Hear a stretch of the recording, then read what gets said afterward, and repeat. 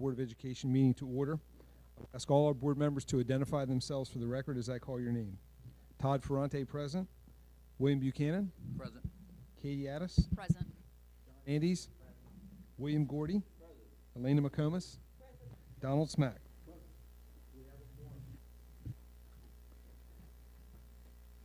Can I have a motion to approve today's board meeting agenda and a second?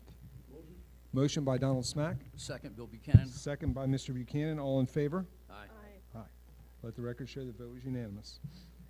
Okay, now I need a motion to enter into closed session for the reasons listed in the closed session agenda under general provisions of Article 3-305 of the Annotated Code of Maryland.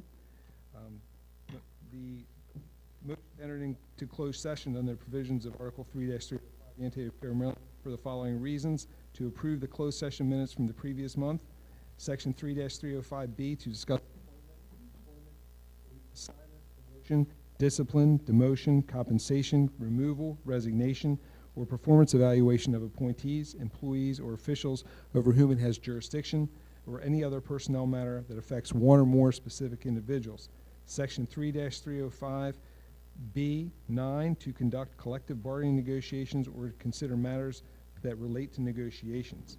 Can I have a motion to enter into closed session and a second? So moved. Motion by Mrs. McComas. Do I have a second? Second, Bill Buchanan. Second by Mr. Buchanan. All in favor? Aye. Any opposed? Let the record show the vote is unanimous. We are now in closed session.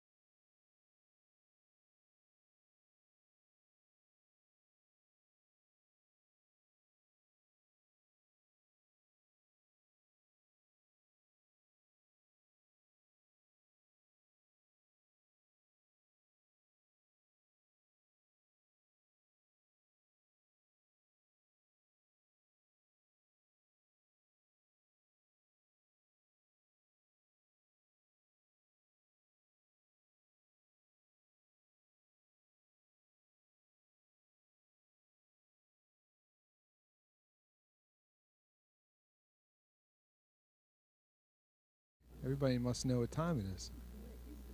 Right? Okay, good evening, everyone. Welcome to our Board of Education meeting. As we reconvene this Board of Education meeting, I want to know that that we have a quorum. We still have a quorum here. And a closed session meeting was held earlier today pursuant to Article 3 of the Annotated Code of Maryland. I'm off mic. Okay. To approve personnel matters, to approve previous closed session minutes, and to discuss matters related to negotiations. I'd like to begin. We have Reverend Dale Brown here from the Ocean Pines Community Church. He will lead us in the invocation. Reverend Brown, how are you today? Everybody remain standing for the Pledge of Allegiance after Reverend Brown. Thank you, sir. Let us pray. Eternal God, we gather this evening with great concern for the well-being of the education of the children and youth of Worcester County. We give thanks for those who have undertaken this very important task, and we ask that you bless them and that your presence rest and abide upon them. Be with all who are administrators and teachers and aides and bus drivers and involved in the pursuit of education in any way, shape, or form. And we pray for our students, that you would keep them safe and help parents to participate in the educational process. Again, we pause this evening and we ask for your wisdom and guidance. We do also ask that we might have great concern for those who are most at risk, those who are most vulnerable, knowing that you love all of us. We ask this in the name of a loving, caring God. Amen. I pledge allegiance to the flag of the United States of America and to the republic for which it stands, one nation, under God, indivisible, with liberty and justice for all. Reverend Brown, thank you so much for that beautiful invocation. We certainly appreciate you being here. So, as we move forward, I need a motion to approve the board session, board minutes for February 21st. I need a motion and a second. Motion by Ms. McComas. Do I have a second? Second, Bill Buchanan. Second by Mr. Buchanan. All in favor? Aye. Any opposed? Thank you. And now I'm going to turn it over to our superintendent for the superintendent's report. Mr. Taylor? Thank you. I ask for your patience tonight. We are experiencing a new mic system. We have a tech crew in the closet over there looking and adjusting. So again, bear with us. We're working through this evening. And I thank you, Mr. Ferrante.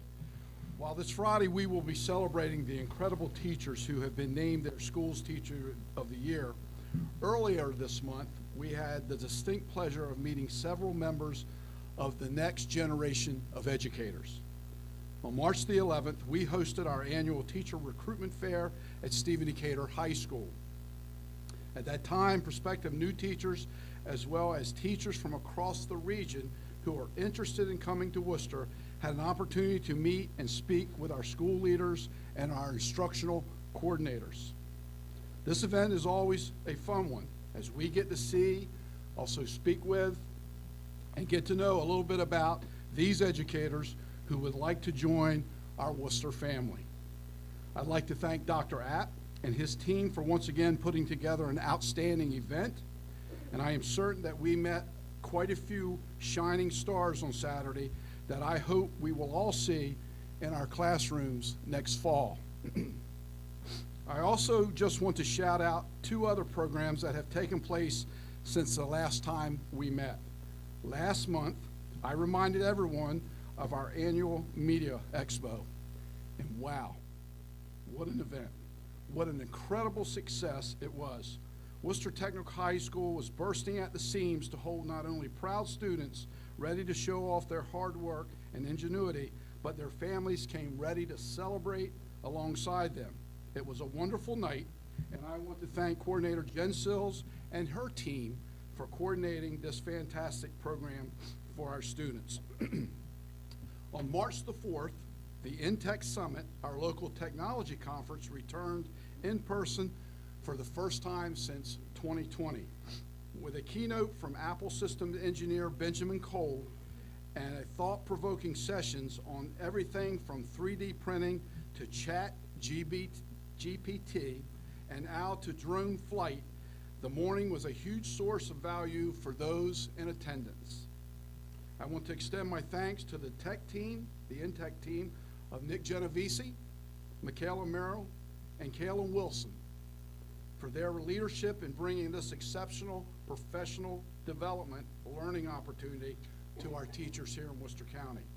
And now while tonight's meeting isn't flush with the student recognitions we know and love, I want to assure our board that students across the county are being recognized left and right. Just about every day I'm hearing about it. Whether I am awarding a challenge coin to deserving students or learning about our student artists being recognized through community exhibitions or contests, to students being honored for their writing in ESLA's Young Authors Contest, and just so much more happening all the time here in Worcester County Public Schools. I look forward to having some of our students back in front of us in the coming months, but just know that our school system is just teeming with celebrations for both students and for our educators. And now, I will turn it back over to you, Mr. Fonte. Thank you, Mr. Taylor. We appreciate that informative report. And now it's on to our student representatives for our 2022-2023 joining us today to provide their monthly updates from their high schools. And we're going to start out today with Ara Beer from Stephen Decatur High School. Thank you, Mr. Ferrante. I have two student board reports to give, one for Stephen Decatur, my home school, and the other one for Pocomoke High School.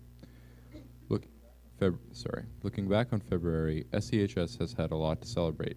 First, we had 36 Media Expo winners and 7 Young Authors Contest finalists, including 5 state winners. Senior William Cosma represented us well during the Maryland General Assembly as a Worcester County page.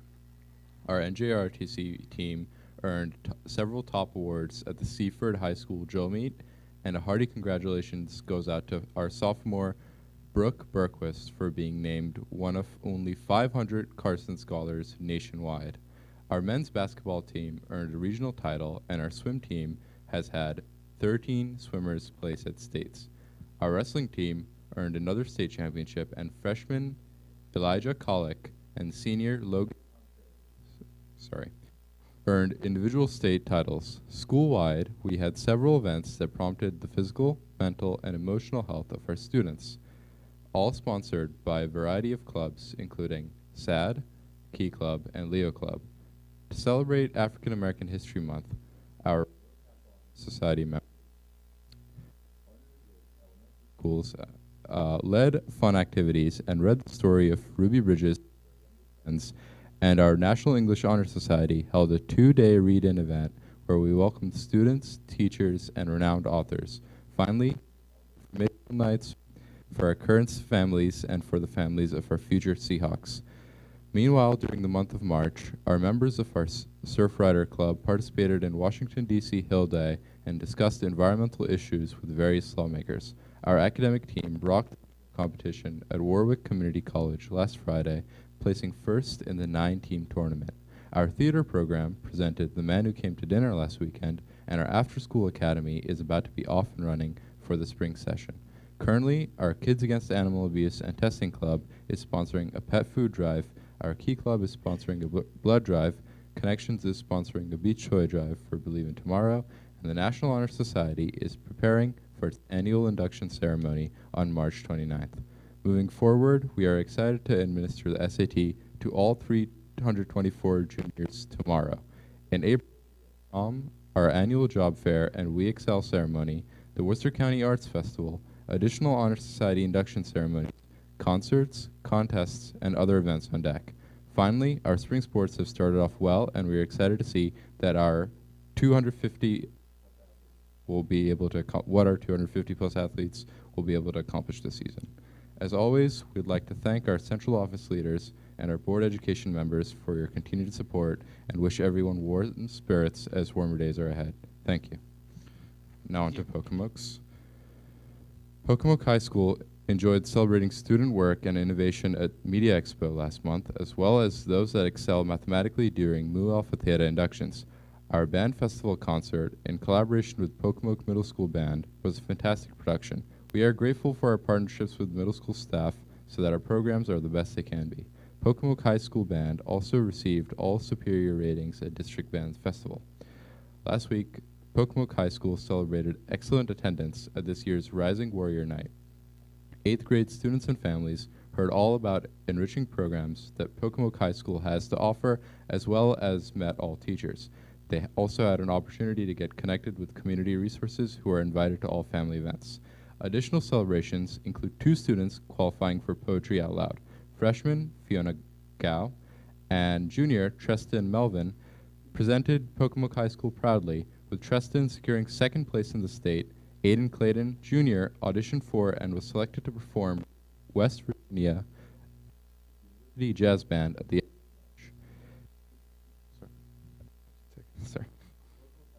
Counseling Department school acceptances, student scholarships. Utilize your 60 to navigate this exciting time of decisions and visited several college and trade school campuses so that they can continue narrowing down their post-secondary plans. Sorry. It's on me? All right. Okay. All right. Yeah, it's okay. right Almost here. done. we'll Almost be done. okay. Okay. The Pocomoke community is looking forward to watching our spring season athletes on the field, courts, and track this season. Prom is just around the corner, and Pocomoke High School can't wait to see Students on Top of the World, which is the theme this year, paying tribute to Earth Day. Finally, Pocomoke High School, Pocomoke Middle School, and Pocomoke Elementary School are so grateful for the continued support of the Board of Education and executive team. And now on to Jacob Yankelunas for Snow Hill High School. Yeah, that's a better one. A lot of exciting things have also been happening at Snow High School. We would like to thank Tamara Mills, Worcester County Health Department, and Worcester County Public Schools for sponsoring the Mega Brain at our school. It was a great learning experience for all of us. Congratulations to our girls basketball team for achieving the 1A Regional Championship this season. Spring sports have gotten off to a great start, and we're looking forward to some outstanding competition. On March 3rd, students with 94% attendance or higher for quarter 2 were celebrated with a pancake breakfast. Students enjoyed pancakes and sausages before school. On March 14th, math students celebrated Pie Day with math games and eating pie. Yum. Over the past few weeks, several students had the opportunity to tour McDaniel, Chestnut Hill College, and Mount St. Mary's University. Also, select seniors were able to complete scholarship applications during our scholarship workshop day on Monday, March 6th. On the evening of Thursday, March 16th, a junior class college and career night was held for students and families to prepare for senior year. The last Friday, Mrs. Black took 13 future educators to Salisbury University for their education major day. This event showcased many steps of pursuing an education major after high school. Yesterday, Nesby Jr. began their second project of the year. Students are using their iPads to design and create a cell phone application. Coming up in March, in preparation for SAT Day, juniors have participated in 3 sessions of preparation, and all juniors will take the SAT on March 22nd. On March 23rd, the MCJROTC will have their spring promotion ceremony. On March 28th, students will take the ASVAB. On April 3rd, we will have our Spring Fast event. Families and community members will join us for a baseball and softball game and have tons of fun activities. With the after-school program on break, students at Snow Hill High School are still offered tutoring and academic support through our Worcester on Wheels grant. In preparation for the AP exams, each content area will begin the mock AP exams in April as well. Students spend the day participating in the mock exams and go over test-taking strategies to help them master the test. We are looking forward to the spring musical, Beauty and the Beast, on April 21st through April 23rd. We would love for you to attend, especially because I'm in it. So I would love for you guys to be in it. I will now read the message from the Worcester Technical High School.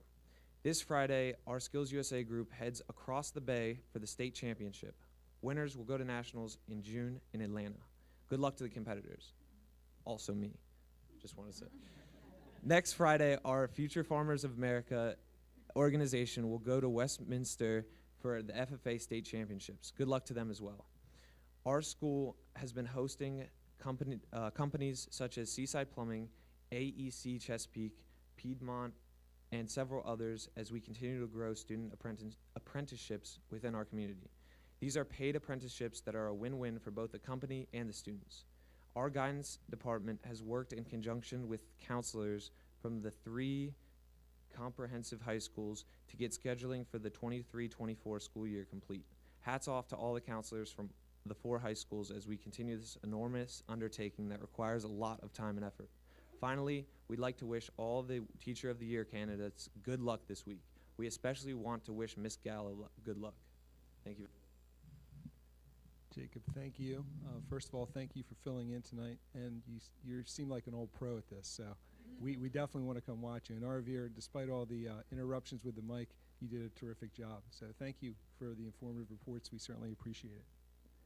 Now it's time to recognize audience recognition, and I'd like to see if we have any WCTA representatives with us tonight. Thank you for being here, Mimi. We appreciate it. WCESPA tonight.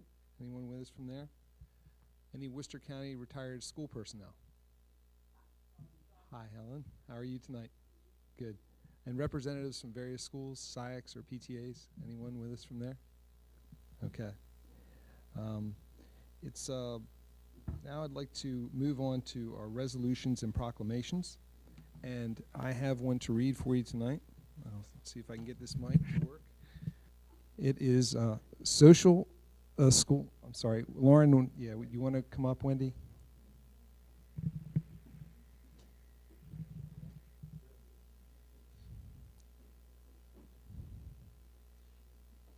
Welcome. How are you doing? Come on up. How are you doing? Welcome. So it's School Social Work Month. And this proclamation I'll read is, whereas school social workers serve as vital members of the educational team, playing an important role in creating a positive environment at schools.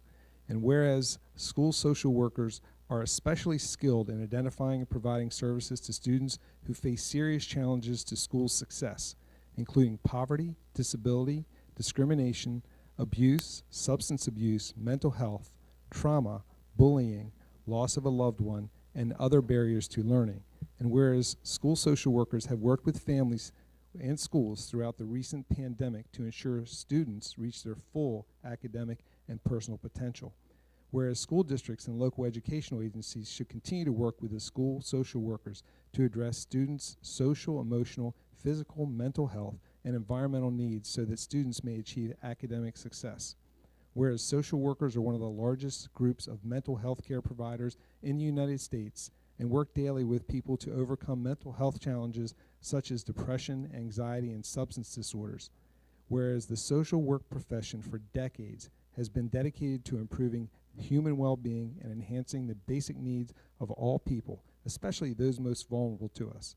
Now, therefore, in recognition of the numerous contributions made by social workers, the Worcester County Board of Education extends greetings and best wishes to all observing the March 2023 as a Social Work Month. Signed by myself, President Todd Ferrante, and Superintendent of Schools Lou Taylor. Lauren, thank you so much.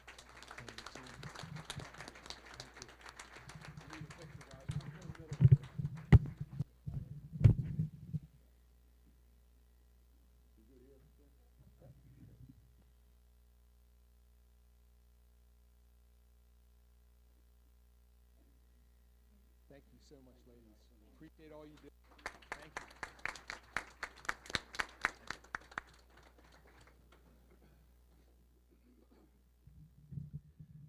Okay, now it's time to read for individuals and delegation comments. All individuals who have signed up to address the Worcester County Board of Education may do so for 2 minutes. Regarding information, commendations, and concerns. I'm off the mic too. Concerns that are specific to an individual will not be discussed in open session and should be directed for appropriate school district personnel for investigation. When you're called to address the board, please state your name and address for the record. I'd like to ask everyone to please sit at the table because we have a live stream going on and we need you to speak into the mic. Okay? And the first up is Alan Hudson.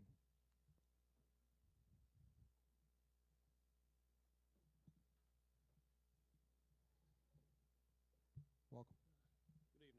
Everybody, I'm Alan Hudson. My address is 9101 Logtown Road, Berlin, Maryland.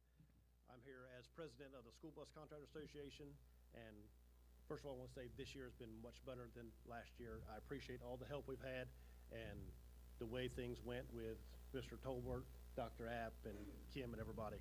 We appreciate the way negotiations went, and thank you for how everything went, and willing to work with you again next year. And keep the money coming, guys. Thank you. Thank you very much, Alan. Thanks.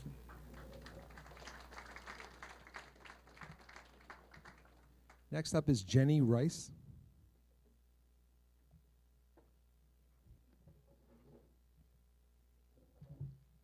Jenny Rice, constituent of District 1, Worcester County.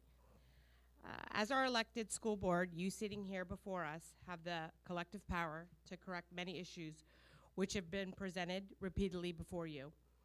I find it quite baffling, meeting after meeting, for months now, there are continued presented requests with no resolution or movement from this elected board. We sound like parents on repeat, wouldn't you say? As a God-conscious parent, which means living with greater purpose and meaning with God's presence in my everyday life, I pray that your compass for living is nothing less than I've described. I pray that the love of money, power, and prestige be stripped from all of you sitting before us as you continue to serve in this capacity. As a friend of concerned parents and a longtime taxpayer of this county, it is very disheartening and sad to know that this board has sat on very critical issues presented with blank stares on your faces and can somehow justify misleading our public school families by your letters of concern and support. I personally have been disgusted by parents having had to bring up such topics concerning anal sex, oral sex, and things of this magnitude. I, along with many others represented here tonight, cringe at the mention of these topics being introduced to our children. It's repulsive and demonic. Is this not the parents' place to inform our own children when we feel the time is right on such topics? Are you not charged with educating our children on core subject matters? Please don't answer all at once. Simply put, I request that HB 119 be removed, and we sternly oppose this bill. There is no place for such content in our schools, period. It needs to go away in its entirety. And to comment on the need for night meetings, they are very important for community involvement and for the alternative voices to be heard. I work during the day and cannot attend the day meetings, but if I could, I would, just to be heard, hence my presence here tonight. I request that this board consider night meetings to be on the yearly agenda to involve the families and the communities who support all students of Worcester County. Okay, Mrs. Rice. We may not employ you, We have 2 minutes. Lou You're Taylor, 2 but we minutes. do employ Ms. every Rice. other board member of this Board of I'm going to Education. ask you to wrap it up. Thank you. Thank you.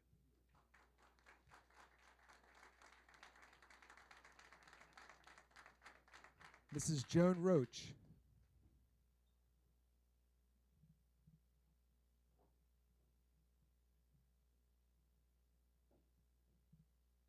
Good evening.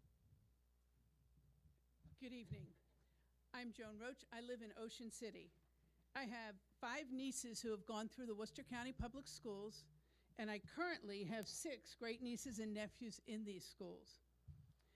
Democracy needs education to function, a broad, inclusive education, not one that caters to one special interest group at the expense of others.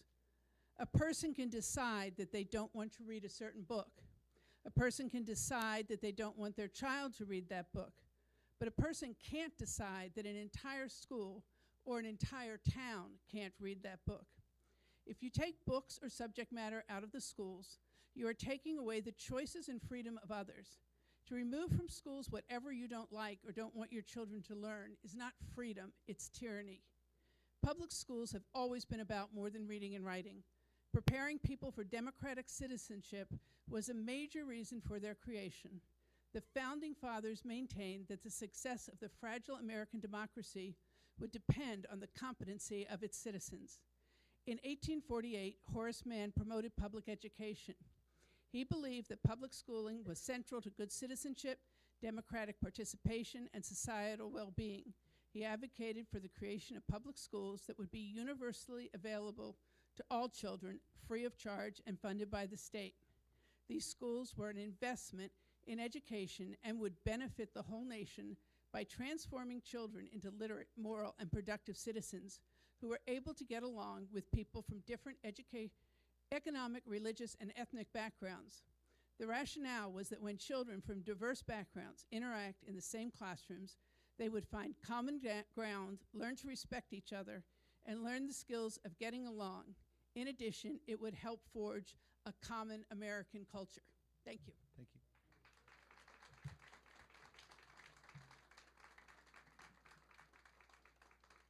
Linda Lemay.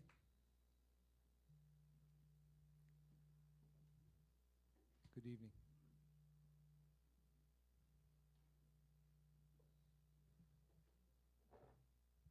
Good evening. Good evening. My name is Linda Lindsay. I live in District 6 at 76 Pinehurst Road in Ocean Pines. I retired as a Baltimore County Public School kindergarten teacher, and I'm a lifelong member of the Maryland State Education Association. I am here to bring an experienced educator's voice to the current discussion around Worcester County's curriculum and its effects on children. We know that humans develop mentally, physically, emotionally, and socially. Instruction must include programs that address all those ways of developing. It's called the whole child approach. If students are to reach their full potential, we can't concentrate only on literacy and STEM subjects. We must ensure they have proper nutrition, for instance, and address all the factors that affect their physical growth. Also, school needs to affirm their social, emotional development. Students must see themselves in the curriculum to know that they are accepted so they have confidence to do what is necessary to reach their potential. That's what educating the whole child means, like teaching critical thinking and teaching the truth about American history that includes all experiences, and accepting that state and local education experts will select curricula and materials that are best practices. State mandates are research-based and always strive to help the whole student reach their potential and achieve the best outcomes. Those who claim to know better may be acting from their own insecurities and biases by obstructing educators, students, and administrators from their stated goals. That is counterproductive and unfair. Statistics show that the Worcester County Public Schools are education leaders in Maryland. I have faith that you, the school administrators, staff, and teachers will continue to demonstrate total commitment to educating the whole child and leading all students to meet their full potential. Thank you for this public forum and all you do. Thank you. Tom Whelan.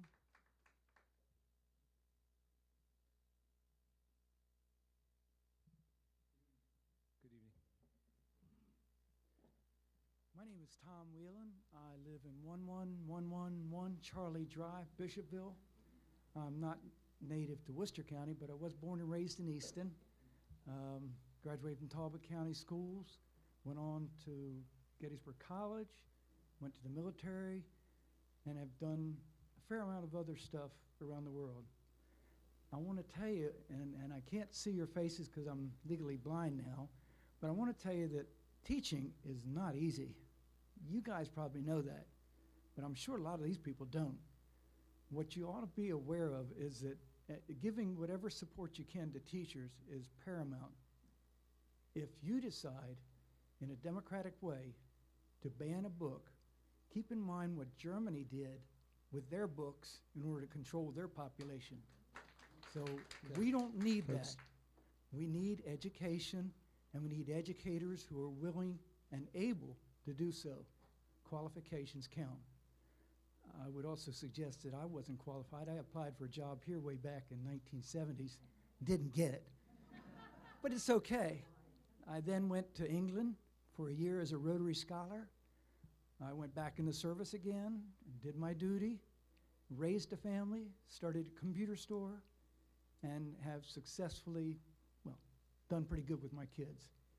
So, again, please support the teachers in any way you can. Thank you. Thank you. Mr. Whelan, thank you for your service as well. If I could ask the audience to please hold your applause until after so that we can make sure that we hear the speaker for the live stream, I'd appreciate it. Thank you. Okay, Mrs. Pat Barberly.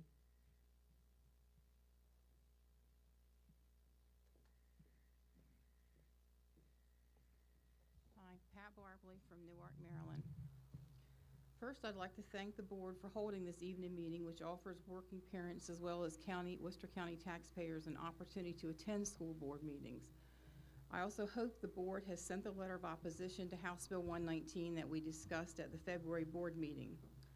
Worcester County Board of Ed, I hope, is standing firm against the threats made by State Superintendent Chowdhury and Delegate Vanessa Atterbury to defund local school systems if they do not implement Maryland Comprehensive Health Framework.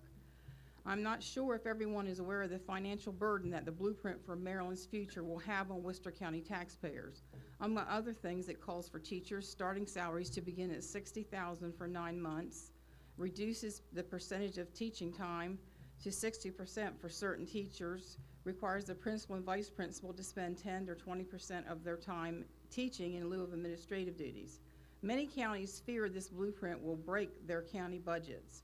When I attended a meeting where the Worcester County Commissioners were inquiring about the cost of implementing the blueprint and what it would be, the board stated that they simply could not give Worcester County any figures because the blueprint has been described by the State Board of Education as building an airplane while it is taking off the runway. I don't know of any bank that's going to lend you money if you can't tell them how much you need, but in any event, we have thrown money at education for the last several decades, yet test scores continue to decline.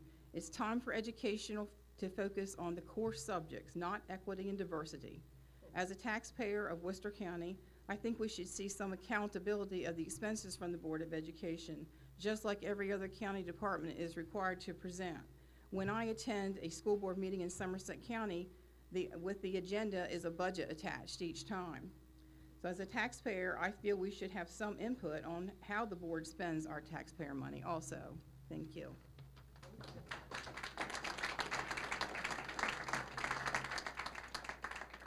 Next speaker is Kate McCloskey.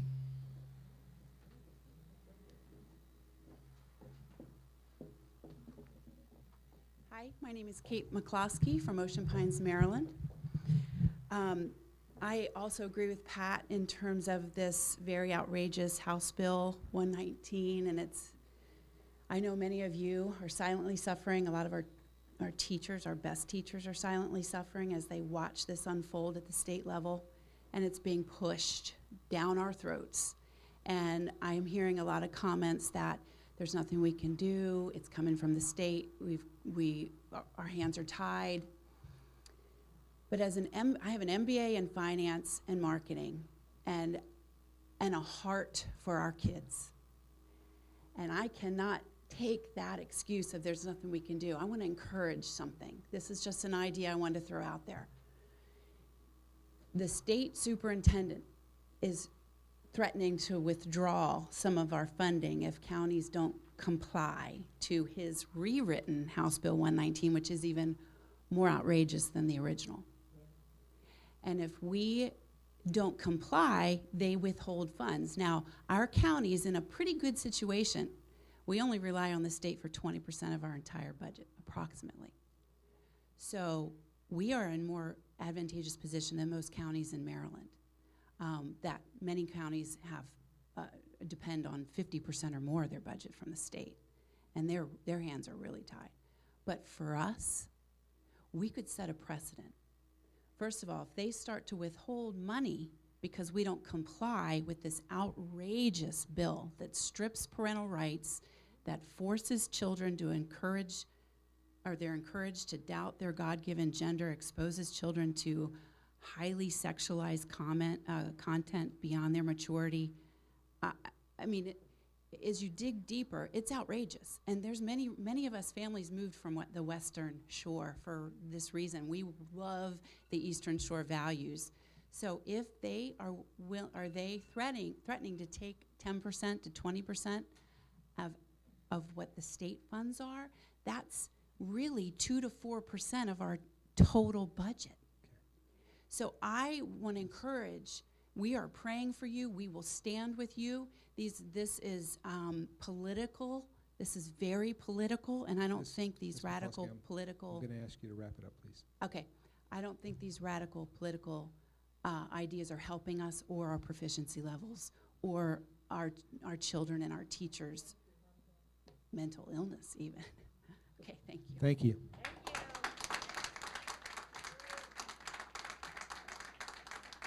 Mr. Darren Lombardo.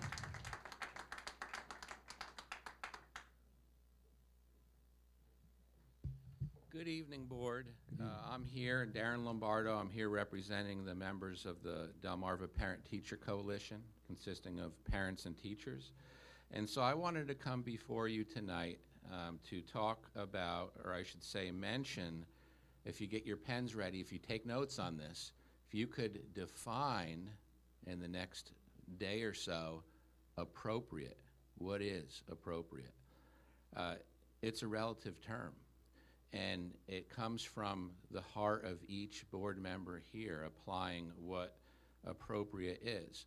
And so if you're confused as to who defines appropriate, whether it's the board, whether it's administration, whether it's the state, whether it's the government, it's you board members. You get to decide that in representing the citizens. So it's what your constituents would expect you to do. So I encourage you to listen to your constituents as it relates to that. Inclusion. Inclusion, we're to make sure that everyone is included in receiving an education, no matter who you are. To feel invited, to feel welcome, respected, no matter what. When it comes to inclusion, what inclusion is not is the school system redefining culture through indoctrination by redefining ideals, requiring a student to accept and affirm an ideology. That's not critical thinking. This results in exclusivity for those who see things differently. So I wanted to point out that when we have provocative displays throughout the school, and it comes in many forms, that contributes to the behavior and the safety in our school.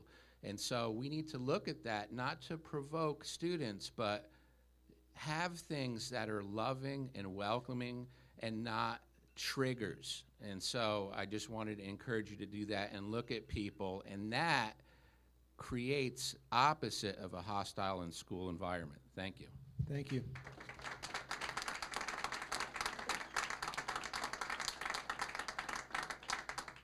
Ms. Deborah Fisher Reynolds.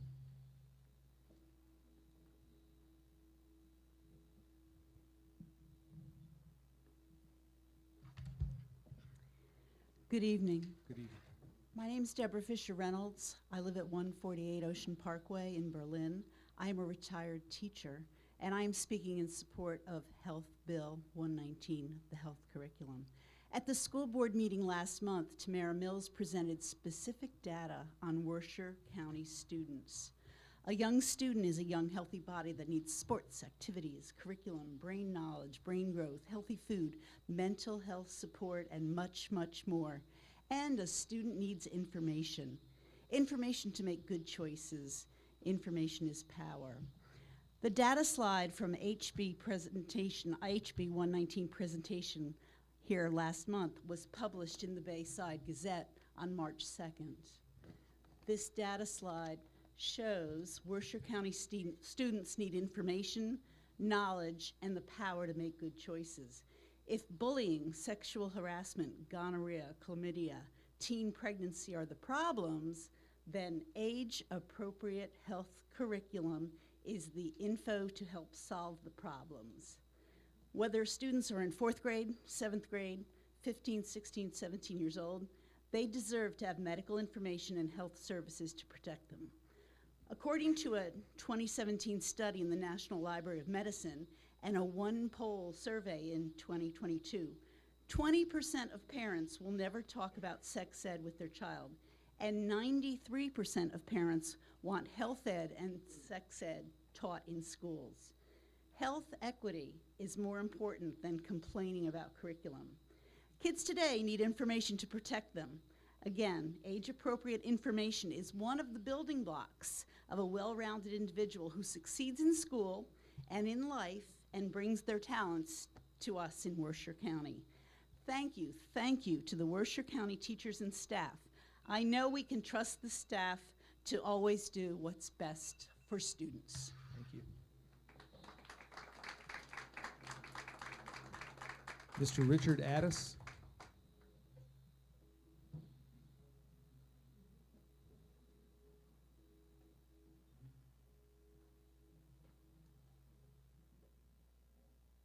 Good evening, Board. Good evening.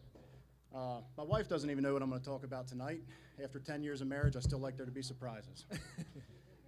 So, first off, thank you to the Board for listening to the constituents of this county and voting against House Bill 119 to send that letter. Thank you.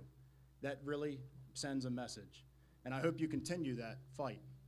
Now, listening to comments here tonight, I've heard a lot of our founding fathers, and this isn't what they would want when we're talking about opposing these things. It's interesting because I don't think our founding fathers had books in their libraries about anal sex or fellatio. I don't remember seeing that in any textbook. I do remember, though, however, reading, since we're going to talk about our founding fathers, Thomas Jefferson calling the separation of church and state a waste gate, where the church could influence the state, but not the other way around. The Word of God is in our Constitution. All men are created equal. Well, who created us? Our Creator, our Heavenly Father. It is in our Constitution. So when you try to say that we cannot have any sort of religious basis in our schools, that doesn't make sense to me. The other thing that I want to bring up is age appropriate. I keep hearing that. When these books that are in our very libraries were read on CNN, Fox News, guess what the FCC had to do? They had to beep it out. When the Federal Communications Commission has to beep out something, that means it's not age appropriate for anybody below the age of 18. Yet it's in our schools. We don't have many kids over the age of 18 in our schools that I know of. Think about that. Just because WeXL or whoever the book manufacturer says it's appropriate, why don't you try looking at the Federal Communications Commission, which I deal with on a regular basis, and see what their law states? Because if I can't read it on a street and I would be thrown in jail, then how are we placing it in the hands of our children? One last thing I would like to make comment on. You all opposed House Bill 119. You have one employee in this room, that is Superintendent Lou Taylor. He put an editorial in the paper with a glowing endorsement of House Bill 119. I would question, why is your one employee contradicting you, the voice of the people? Okay. Thank you.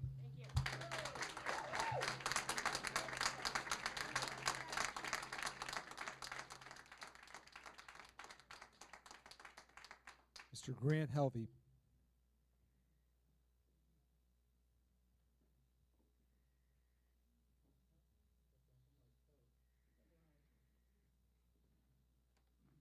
I like all you people. I come in peace.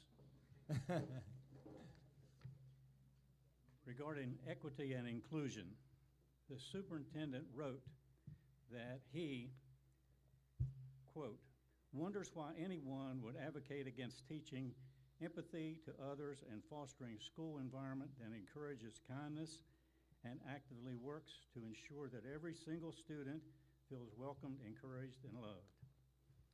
I believe that the community agrees in this wholeheartedly. But does the board not agree? Do you not believe that the families of the community do not already instill kindness and love toward others, or would you instill different values than in the students that receive what they receive from their families? I think the community hopes that you would not. Thank goodness that you did not originate the topic of equity and exclusion, but rather the heavy-handed the heavy hand of the tyrannical State Board of Education did, and some believe that it has origins in socialist doctrine. You are being pressed to implement indoctrination in which you have no plans or ways of setting objectives or measuring success or failure. How would you know if a student passes or fails the subject of equity and inclusion? Will it be left to Please be quiet. subjective judgments by local social justice warriors or bureaucratic philosophers who consider themselves to have superior intellect? For goodness sakes, do not proceed with this unmeasurable indoctrination. Thank you.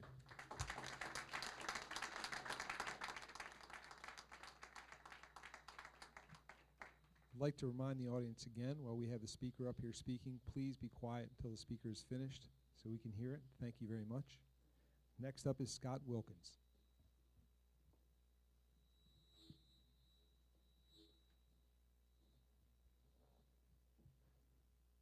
Good evening. I'm Scott Wilkins from Ocean Pines. I'd first like to thank the board for having this evening meeting, and I would like to address that I think that you have to look at the intent of a school board meeting. Is it just for you guys to make decisions on our children, or should we all be involved? And when I say all, that means the board, the administrators, the superintendent, the teachers, the administrators, the faculty, the staff, to the bus drivers. Everyone should be involved. When it comes to our children, we're here for their success, not to push agendas or to mold them into what a state board wants or what even maybe one of you guys might want. We're all to work together for the success of our children, and that means that we all need to be involved. And when it comes to all being involved, can the teachers be here for an afternoon meeting? Can the bus drivers be here for an afternoon meeting? Can the students themselves address you for an afternoon meeting? No, they cannot. If we look to our neighbors to the north, whether it's the Indian River School District, Cape and Lopin School District, other school districts, not only do they have all evening meetings, they rotate the meetings around the district. They try to be as convenient as possible for the hardworking parents. And yes, we're hardworking now because let's face it, this is not an easy economy that we're all working in. So it's important, again, whether we agree or disagree, because let's face it, when we look at everyone here tonight, I guarantee we're not all on the same page. But it is important that we all have the opportunity to come together to be able to discuss these issues to hopefully come to common ground eventually for the success of our children. Because ultimately, that's what's most important. When these children leave this school, that they go off into success. It's not about agendas. My one son left Stephen Decatur because politics got too much involved in the classroom. So I just want to again thank you for this evening meeting. I hope this won't be the last. I hope it can continue on a regular basis so again, everyone can be involved, bring our ideas, issues, and come to resolution for the success of our children. That's what's most important.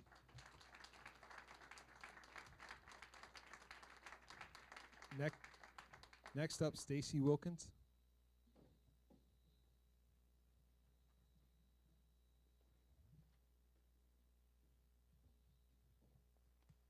Stacy Wilkins from Ocean Pines. I second everything my husband just said.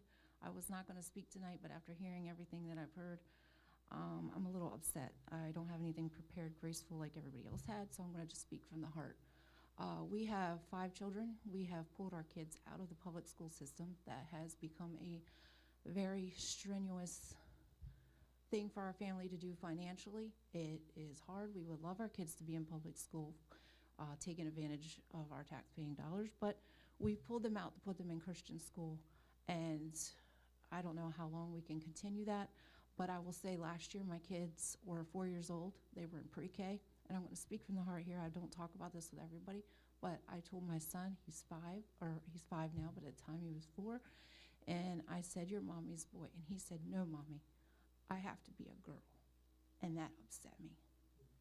Your kids should not go to school and be told that they can be boys and girls at that age. That is just way too young.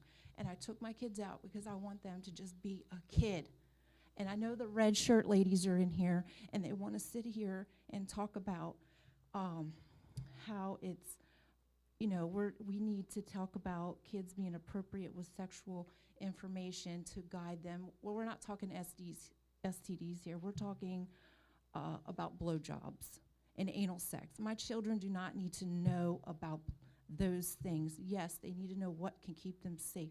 And I don't think our kids need to be reading books about sexual acts to be kind, loving, good people. All 5 of my children are good, loving, kind, accepting people, and they've never had to read things like this. Even Netflix and things like that has parental controls on it. We need parental controls in our libraries, okay? I had a few other things to say, but Okay. I don't think our kids' education needs to be a platform for people to push their personal agendas. Our kids need to be talking about educational things, reading, writing, the things that these young men talked about. That's what school's about. You said one nation under God. We said a prayer before we came in here, and none of that is in our schools. Ms. None of Wilkins. it. So why are we Thank you. why are we doing that? Thank you.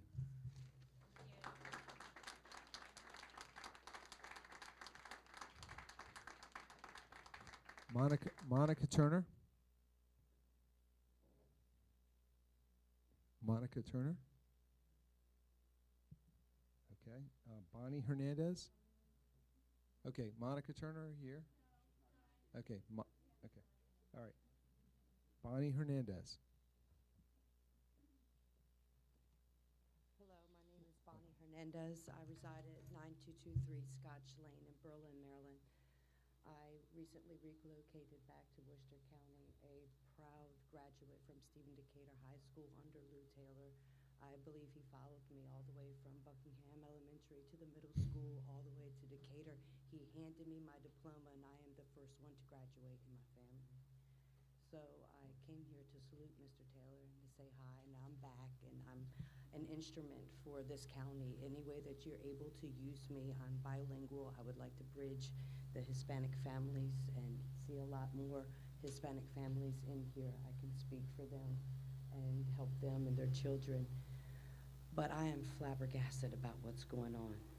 I am totally appalled. I did not know that a lot of this stuff was going on. So after I thank Mr. Donaway for picking up my children every morning, and I would like to say thank you to all the teachers and the paraprofessionals, the board, and especially Mr. Taylor. At one time, I could tell you how many bricks was in his office.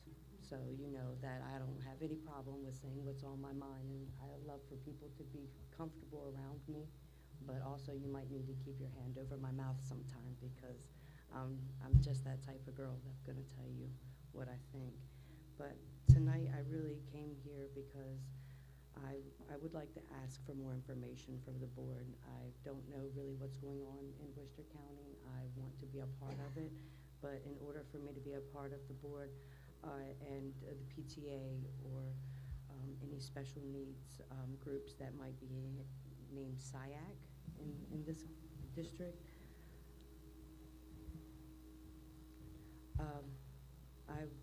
I need to know what's going on with sex education, Mr. Taylor, because I don't remember none of this being taught to me in our schools. And I would like to know, are transgenders allowed in the girls' lockers room after all this conversation tonight? And I also would like to know more about the critical race theory and what we're taking in and out. And are hormone-blocking drugs able to be administered to our children without permission? Thank you.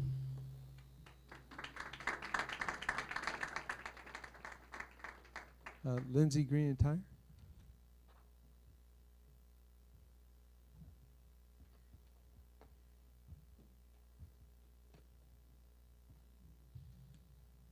Hi guys, good evening. Good evening.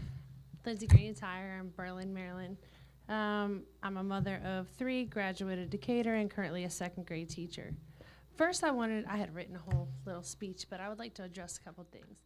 Equity, diversity, we don't grade our students on that. You're not assessing the students on it. It is the environment that makes students feel welcome, comfortable, so they can learn. They have to feel like they belong. Our children need age-appropriate sex education. They need to know who a trusted adult is. They need to know how to put a condom on at a certain age. That age is not 4 and 5. At 4 and 5, they're learning how to hold a door for each other, say please and thank you, use manners, understand we all don't look the same, understand if somebody's in a wheelchair, that's okay, they're still a person too. That is what is happening. At age 7 and 8, in my classroom, we're still not talking about blowjobs. We're talking about different cultures. We're sharing our family experiences. We're getting to know each other, and we're learning about empathy, which is a life skill. And as it was stated here before, school is to create future civil leaders, a society of people who continue learning and can work together. So all of this talk of anti-diversity, anti-equity, anti-inclusion is the opposite of that. I listened to a TED Talk on the Holocaust the other day, and the elderly woman, very old, the main thing that stuck with me is that she kept saying they came for the teachers first.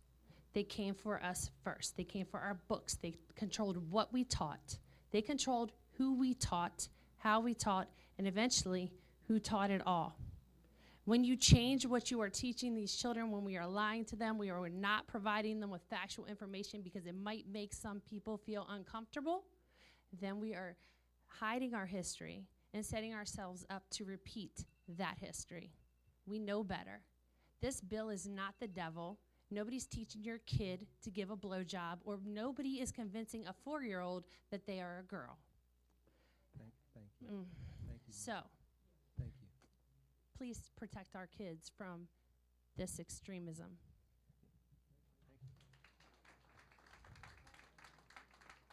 Okay. Is there anyone else wishing to speak tonight?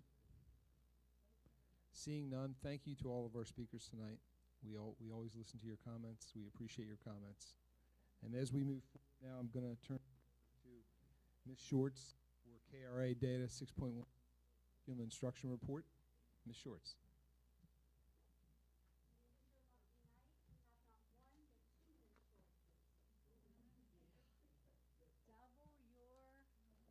Pleasure, maybe? We have Dee and Diane. Dee and Diane. So, make sure I turn this on. So you have heard us speak on numerous occasions about the kindergarten readiness assessment. Not only is it the baseline for what the blueprint measures as success for our beginning children in kindergarten, but it also is something that we have been measuring in Worcester County Public Schools and across Maryland for a number of years, and we've been very successful, and we've shared our scores. But we thought it might be helpful for the other Miss Shorts, who was the former principal at Shaw Elementary School, but has stepped into a new position this year as the full-time early childhood coordinator. This is the first year it's been a full-time position in a number of years.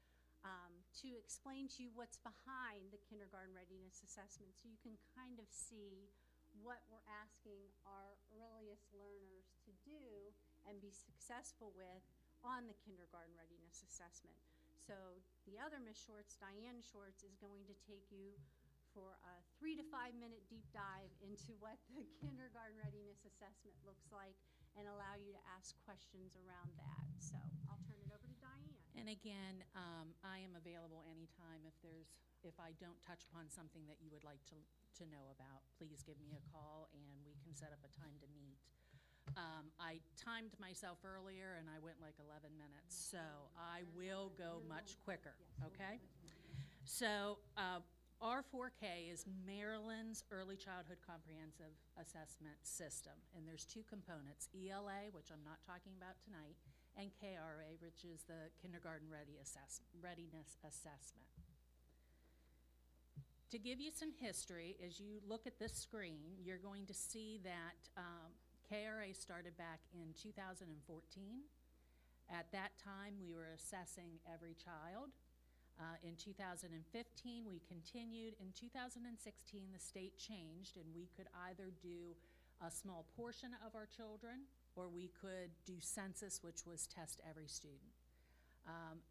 if I'm correct, Worcester County chose at that time to do just a small portion of our population, which the information that we got back, the data that we received, just was not enough for us to analyze and do something about to help our students. And so after that, we decided we would be census the rest of the time.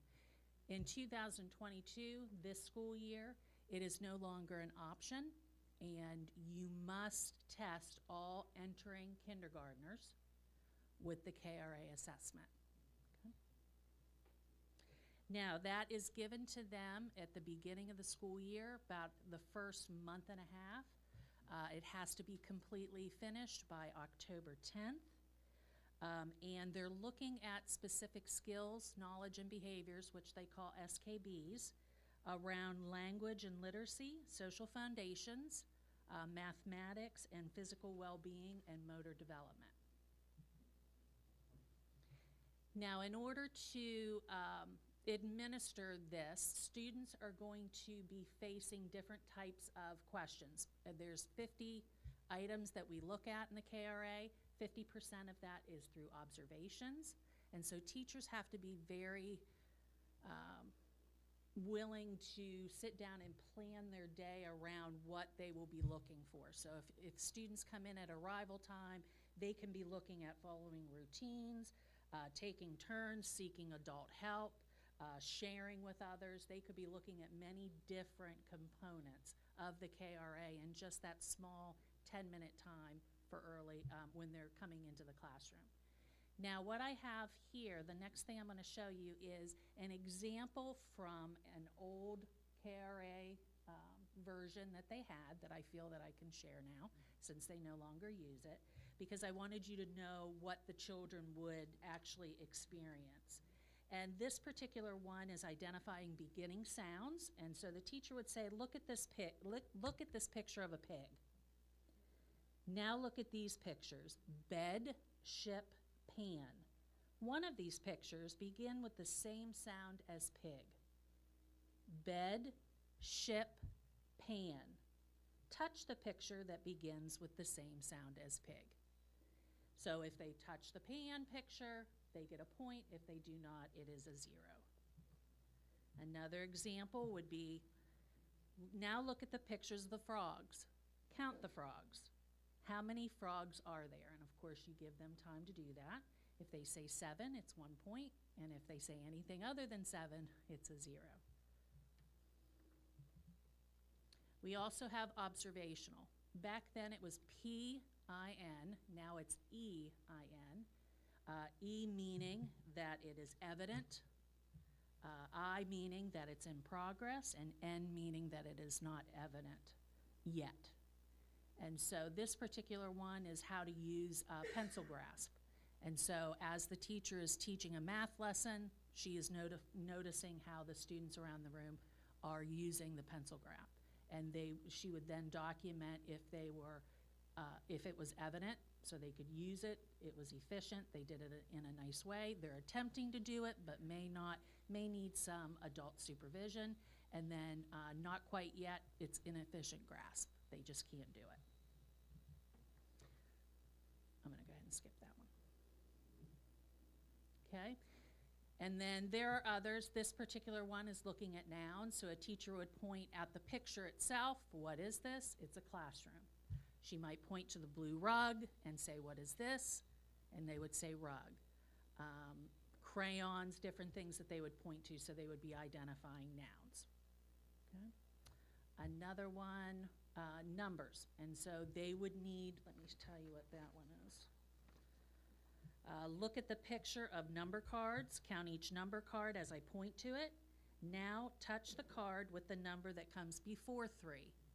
Now touch the card with the number that comes after 4.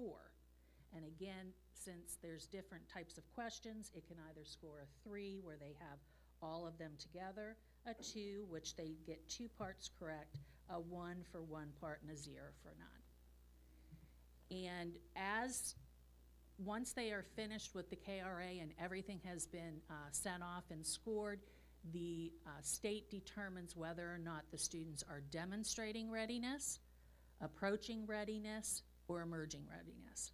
And again, that's exactly, they have all the skills that they need if they are demonstrating ready to take in that K curriculum and ready to learn. Approaching means they have some, but they're lacking others. And of course, emerging means they have very few, and there's things that they need to work on. And the wonderful thing of having that information at the beginning of October, it gives the teachers that path as to what they need to do to help students right then and there at their level.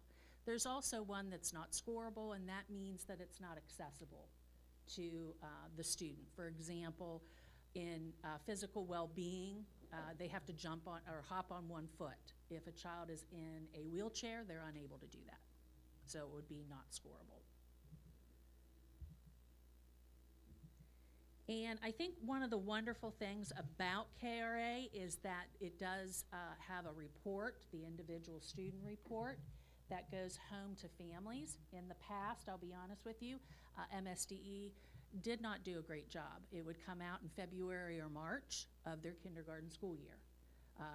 Dr. Chaudhry made sure that it came out in the end of October. We took it in October 10th, and we had information and data back soon after, which was wonderful, so that we could use the whole year. We recommend for our teachers to use this information, not just to send it home to a parent, make sure that they meet with them in a conference, go over what their scores mean.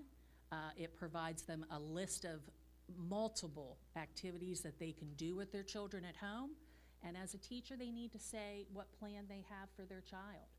If they are meeting all the requirements, then where am I going to go next with your child? If they are missing something, what is my plan to help them? And so that's a wonderful tool that we have. This is the only data I've put in here because you were shown other data, and what I'm showing you here is the comparison with Worcester County in red to the state in blue over the past 5 years. 2018, 19, in 2020, there was not an assessment because of the pandemic, 21 and 22. I'm very happy to say that 73% we are above where we were pre-pandemic. So I feel that we are catching our students up the way that we need to. 73 is the highest score in the state of Maryland, and I think the next county has like a 52. So we're significantly above. Do we have somewhere to go? Absolutely. 73 is not all of our students, so we need to figure out what we need to do to get 100%. And I would just like to say also that this really assesses how well our pre-K 3s, our pre-K 4s are doing, because this is the first month of kindergarten. It also assesses how well our child care centers, how well our grandparents, our mothers and dads, anyone feeding into our kindergarten are doing. So not only do we want to celebrate our school system, but we also want to celebrate all of our child care centers and those that are feeding into our school systems. And we also want to encourage the other Ms. Shorts to get out to those child care centers and make sure that she reaches out and make sure that that 73% continues to grow and works with our school system to make sure that we continue to grow. But many school systems did not do as well, and obviously due to the pandemic, we feel that the other school systems dropped. We were the only system that continued to grow this year. And I like this quote: "The human brain develops most rapidly between birth and age 5, making preschool years a crucial part of a child's education." And so you're going to hear more about early childhood than you've ever done before. With the blueprint, it's a pillar out of one of the 5. So it's a big pillar, and I want to point out that is you sitting on the floor, crisscross applesauce, reading a book, Mr. Taylor. So I think that's wonderful that you are actually exposing those kids to that. Okay, so any questions? Ms. McComas? Well, thank you. Here we go. These are two of my favorite people. They are absolutely committed educators. So as I ask this question, this is coming from an old-time educator who's been around for 50 years. My main concern, okay, and I just need to see how it fits into this picture. Somehow or other, 5 years ago, we got rid of Piaget. Don't ask me where he went, okay? I taught college courses with Piaget, and all of a sudden he's gone. Piaget, for the rest of you, is a child development step system that we worked with for, oh my gosh, 100 years,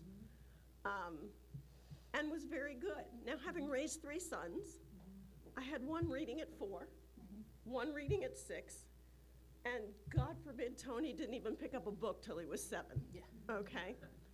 And he's the one, by the way, that's financially the most successful. Yes. That's the way it goes.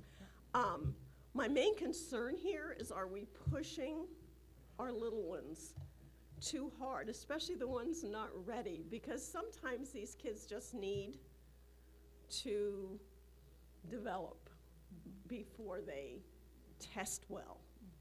Am I Yeah, go ahead. saying that correctly? And I don't want to override the other Ms. Shorts, but I think you will see, and Diane can sit down and go through the assessment, where there's a wide range of activities. I think she picked some of the more academic-based activities on here because it was less subjective than some of the other activities, but there really are, how well do you unpack your book bag? So there's some very rudimentary, more Piaget-rooted activities that we really look at. Are you ready for kindergarten? Yes. I think you'd find a very wide spectrum of what we're asking of our kindergartners. But is kindergarten today a little bit different than when Tony attended kindergarten? Absolutely. You know, it is different, Ms. McComas, and we are probably asking more of our kindergarten kids than we did years ago. But I will say that there is a balance to it, and I guess my biggest fear is just when a parent, any parent that gets a score and goes, why didn't you do better? And I think that is why it is so extremely important that the teachers just don't send this home willy-nilly. Absolutely. They need to be explaining this to They need to have the parents, understanding absolutely. that every child is different and every child But will there's- progress at their. Yes, and we have a plan for that. Okay. You know, I mean, that's what the teacher needs to say. Here are some wonderful strengths that Johnny has, and here are some weaknesses, and here's my plan to help him with that, and here's what you can do to support me at home. And that's what needs to happen. But I will say the research out there, yes, I will say the research out there shows that the assessment here, if we do not intervene, is what they will kind of look like in high school. And so this is valuable, valuable information for us to have so early in their career so that we can help out in any way. Yeah. Anyone else? I just want to add, from a parent who had the opportunity to send their daughter to early child development. Unfortunately, when schools started here, we didn't have pre-K 3 or 4, but it was crucial to her success. And I'm so happy to see these results. We're way above anyone in the state, and of course we do have work to do, but you've done a terrific job, and we thank you for it. Well, it's not me. I have to give kudos to all the teachers All and, the of course, teachers Mr. that Todd Hall, who was the predecessor for me. So, Thank but you. I'm hoping to keep Thank you everything for running going. the program. We appreciate it. Okay, anything else? Thank you. Have a nice night. You too.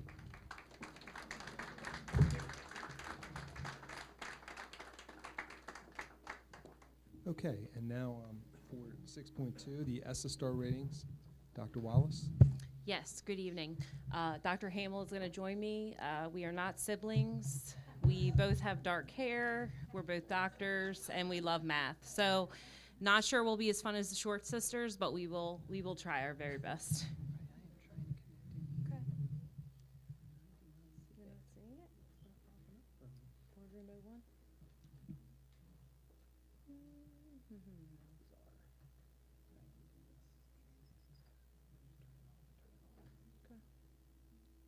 We don't have a song or anything prepared, but if it's too long, I'll make Tom dance. Oh, you don't want that. Let's see. There we go. 6973.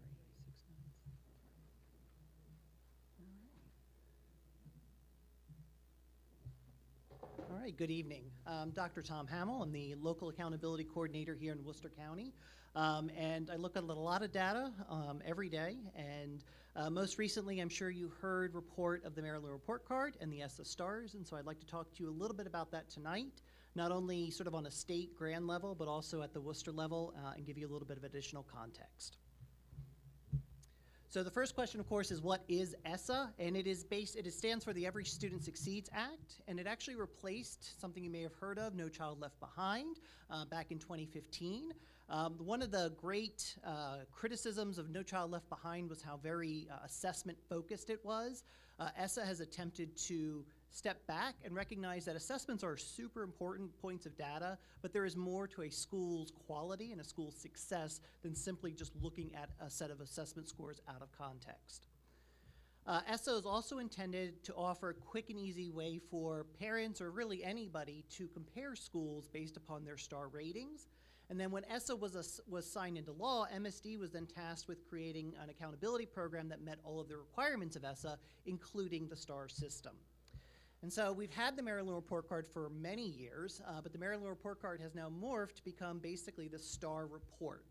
And schools are rated yearly, though COVID did interrupt this. And so we haven't had ratings for about 3 years at this point. So this is the first time we've gotten ratings since 1819.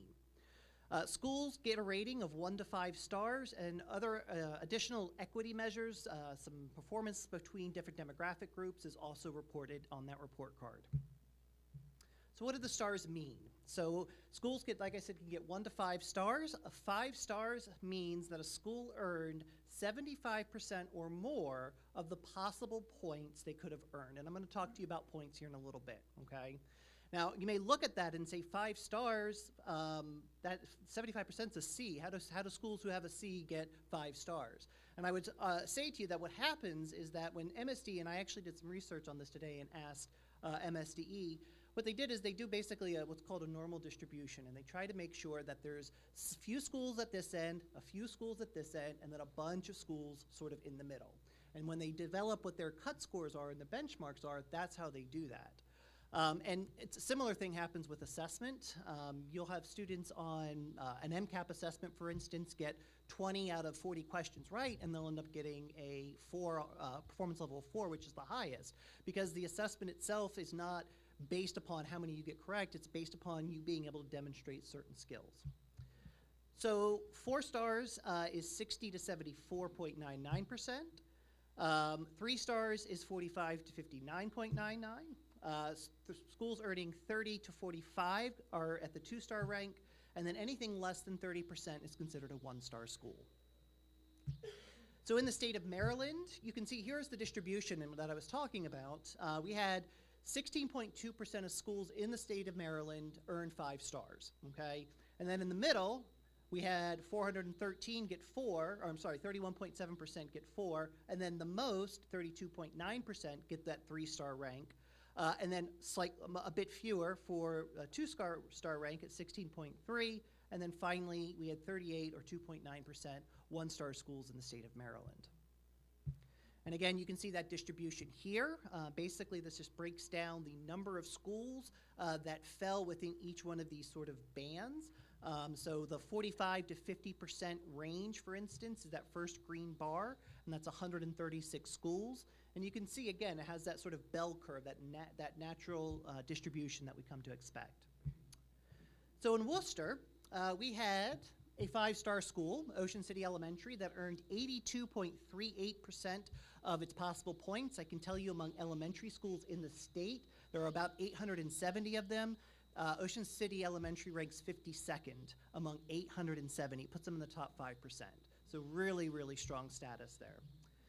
We had 8 schools scoring at the 4-star level, with ranging from 61.26, I think, all the way up to 71.67%. And then 1 school at the 3-star level, 59.29%. But as you can see, another 0.8 of a point, and they would have been up at 60% and would have been a 4-star school. So we were very, very close to having all 4 and 5-star schools. Very close.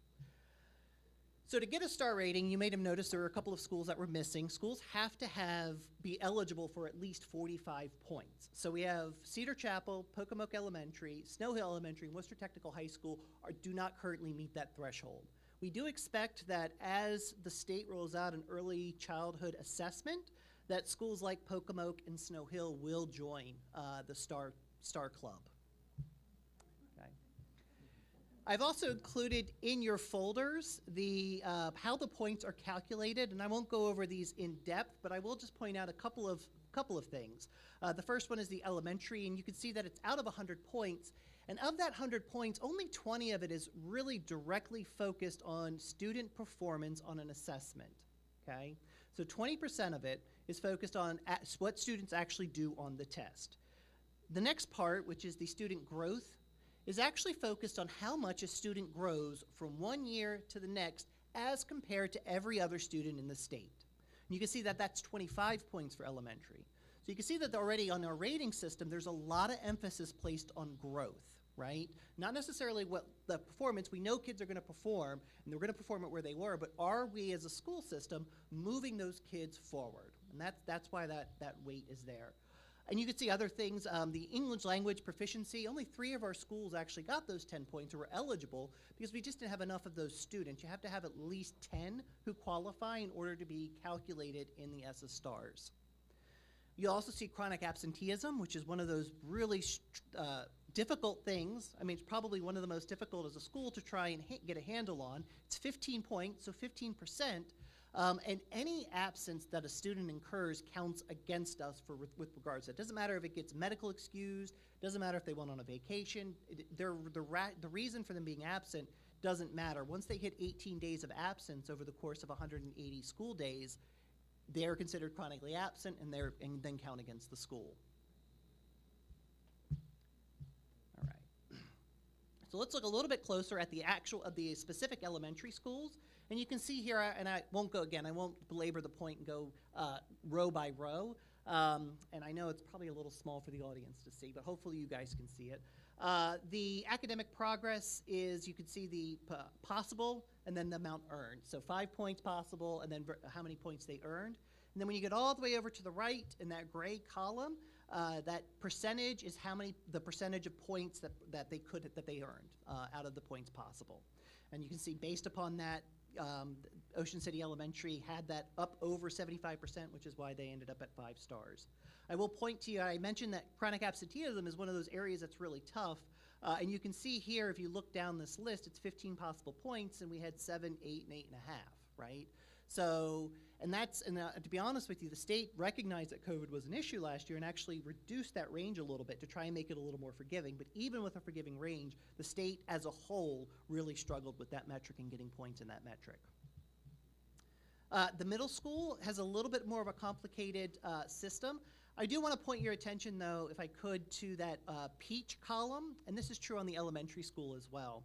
So that student growth progress number, that 12.5 is max credit. So what that means is that our students in that school for that subject area grew more than any other student groups in the state of Maryland, okay? Because it's based off of a percentile rank. It's not based off of some raw score. It's based off of where does that student fall in the continuum of all the other students, okay?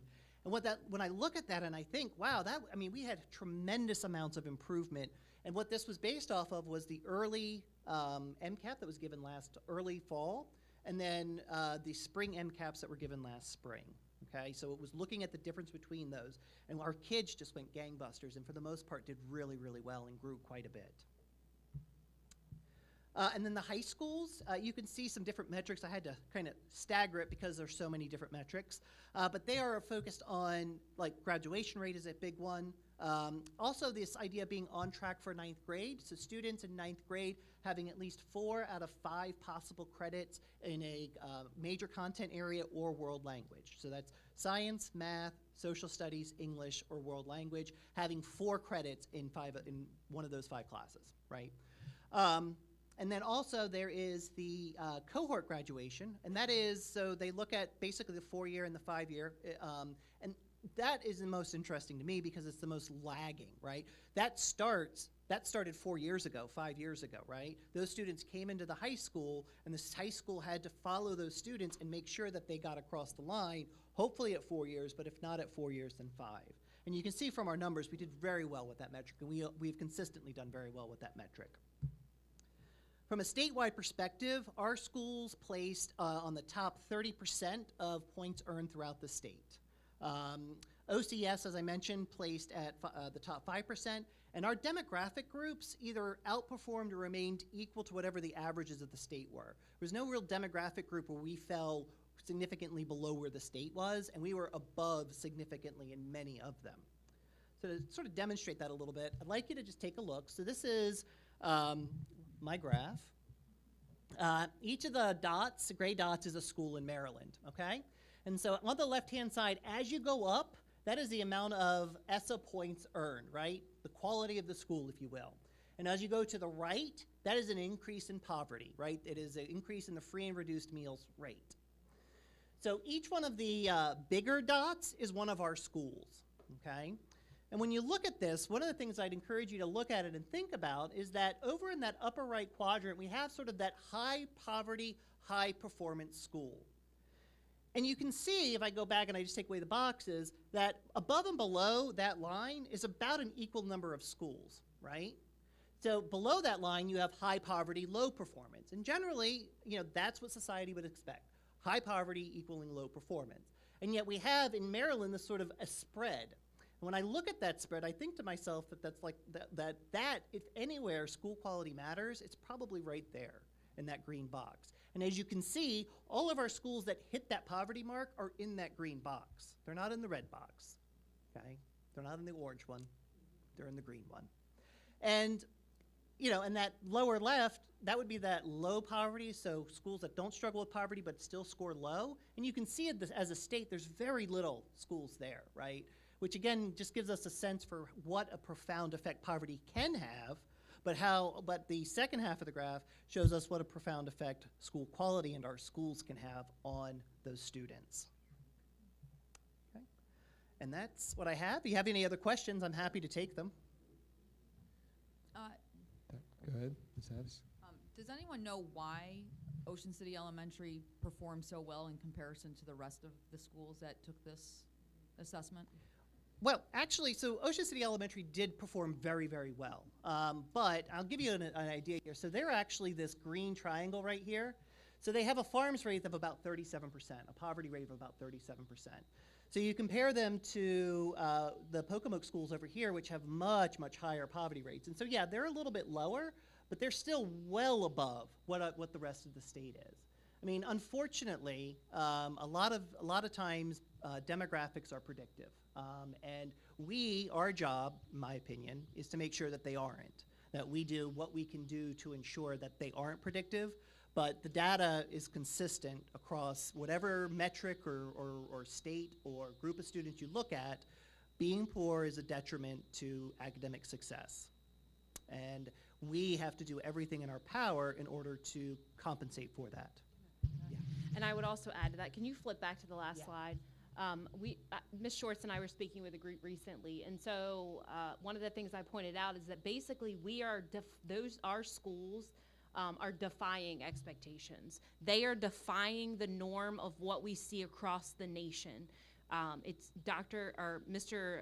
Chaudhary at the state board meeting met with Snow Hill Elementary School, had them there and featured them, because what we are doing in Worcester County Public Schools is defying the expectations of I mean, you can see there, you look and there are barely no low performing, low poverty schools. And you look across and you can see such a spread there.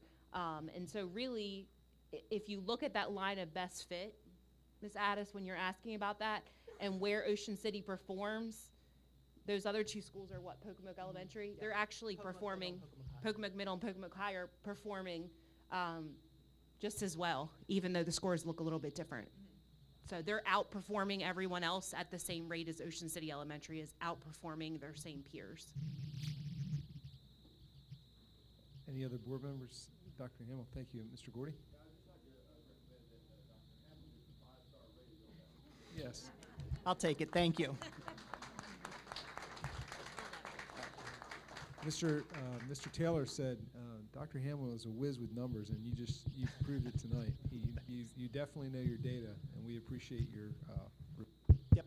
Anything you want to know, let me know. Okay. All right. Thank you.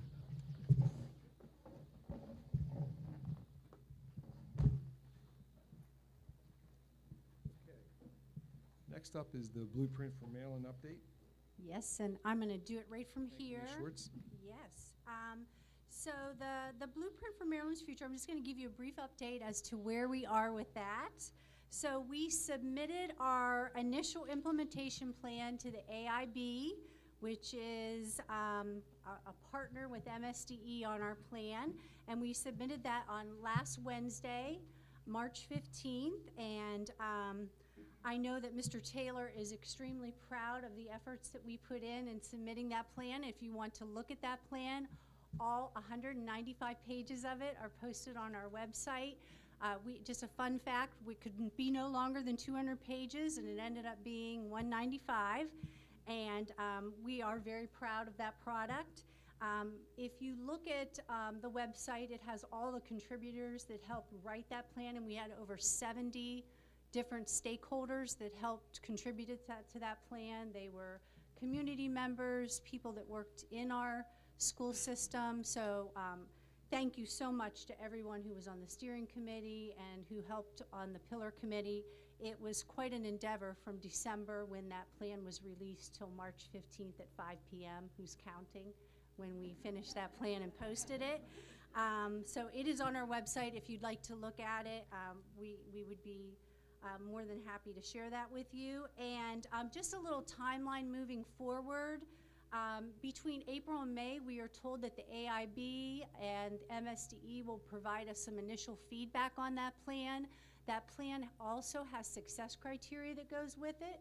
So every question, all 164 questions, will be rated whether it's met, partially met, or not met.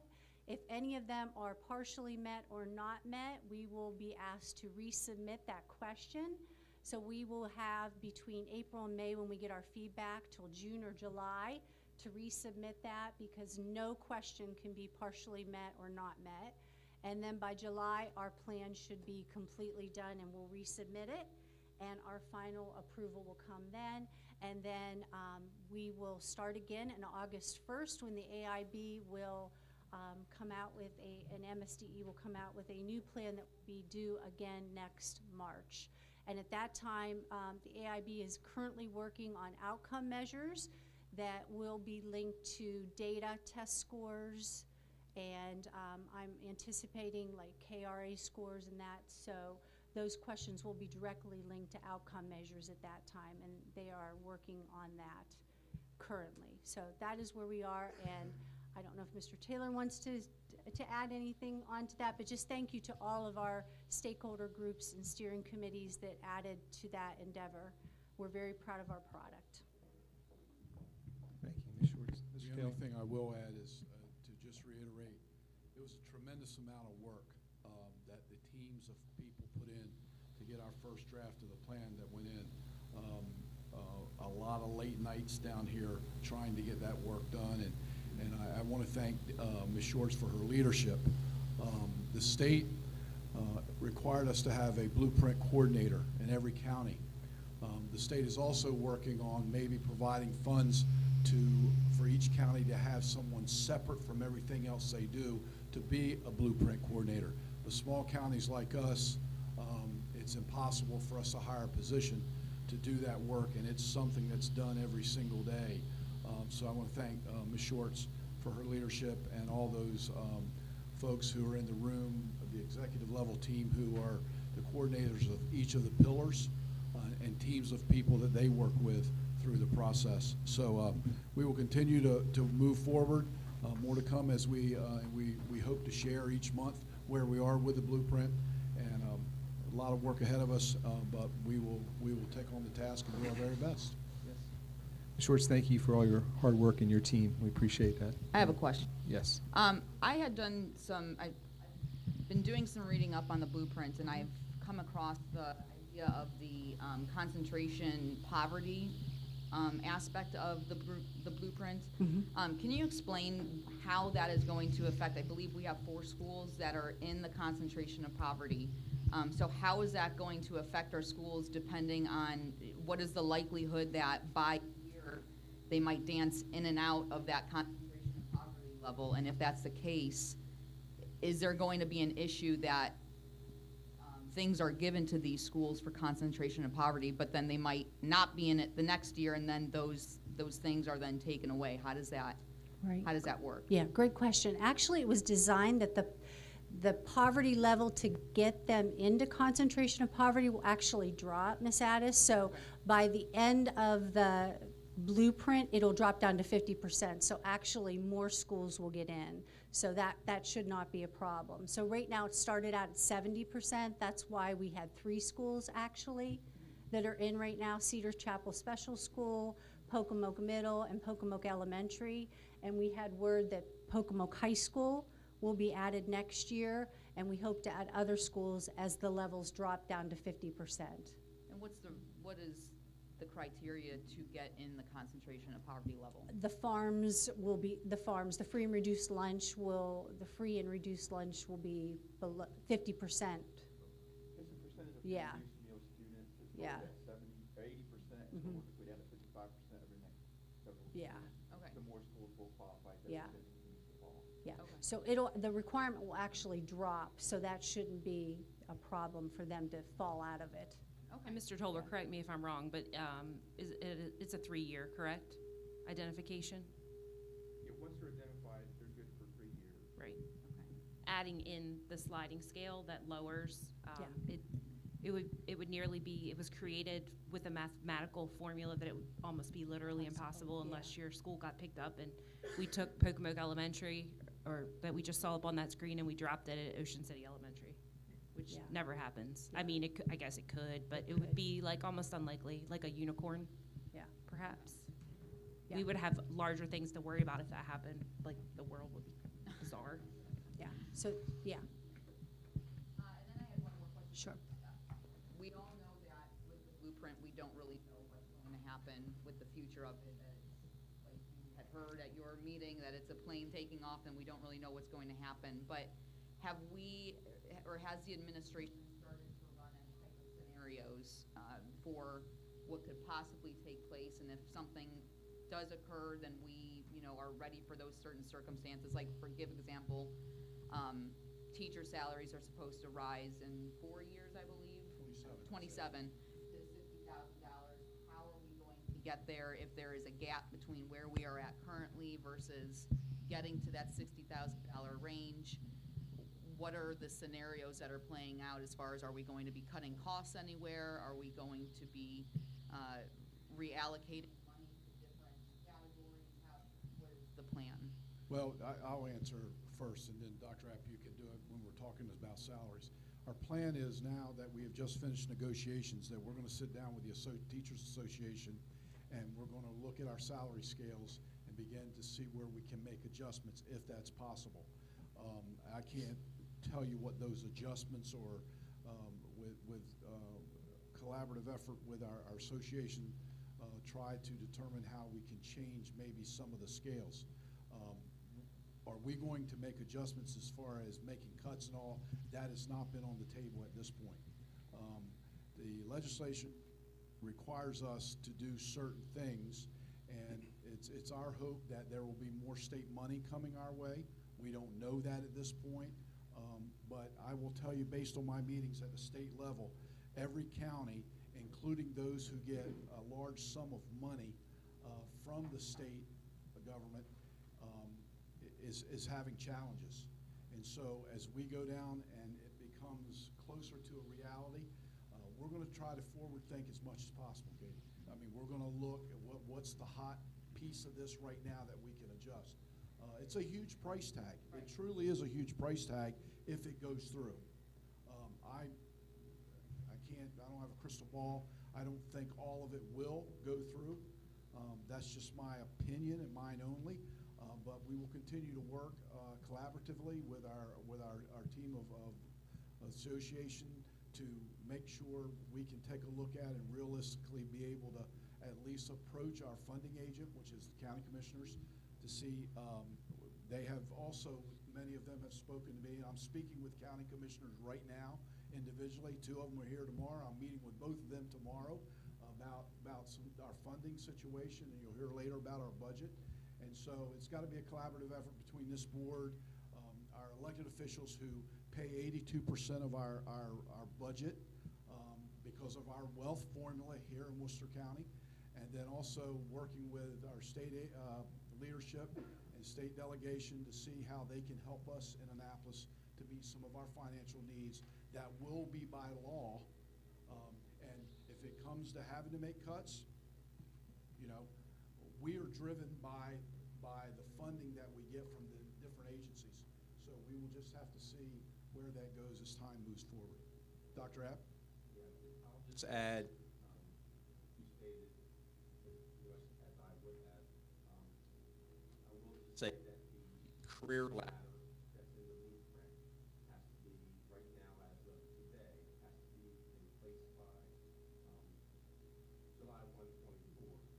The association, the Teachers Association, and my team have a committee together that we started working on that before our negotiations. We're going to be ramping that up this month. And one of the problems that we're going to face is a career ladder and a current step scale. So we're going to be working together to figure those pieces out. And quite honestly, we don't know exactly today what that will look like, but we have examples. That's why we have a collaborative committee. I see Susan here, who's part of that committee. I have no doubt that we'll be able to work something out and bring it and be fiscally responsible, bring it back. Thank you. Any other questions? Okay, thank you. Alex is for 10 minutes. Back, you're still in open session. Okay, thank you.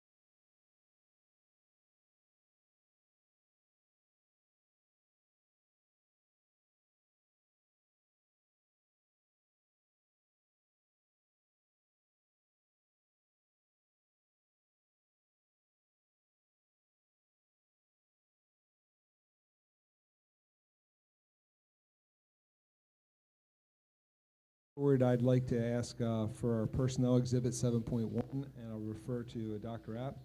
Thank you, Dr. App. Thank you, Mr. Ferrante. I have for the board the March personnel exhibit. Retirements. This month we have Benita Hauser, cafeteria manager, Pocomoke Elementary School. Sharon White, educational assistant, Snow Hill High School. Resignations, Max Hart, custodian 2, Shallow Elementary School. Patricia Hiltquist, teacher, first grade, Pocomoke Elementary School. Madison Krausko, teacher, Snow Hill Middle School. Alexandra McCann, educational assistant, Buckingham Elementary School. Rakaya Morris, educational assistant, Buckingham Elementary School. Beth Zimmer, bookkeeper, Berlin Intermediate School. Promotions, April Powell, teacher special education, Berlin Intermediate School. Megan Stanley, curriculum resource teacher, Pocomoke Middle School. New hires, Anna Calagro, teacher special education, Stephen Decatur Middle School. Kelsey Dukes, teacher, Pocomoke High School. And Ronald Young, custodian 2, Shao Elementary School. The superintendent recommends approval of the personnel exhibit as presented. Can I have a motion? Mr. Smack? Second. 40, all in favor? Very much.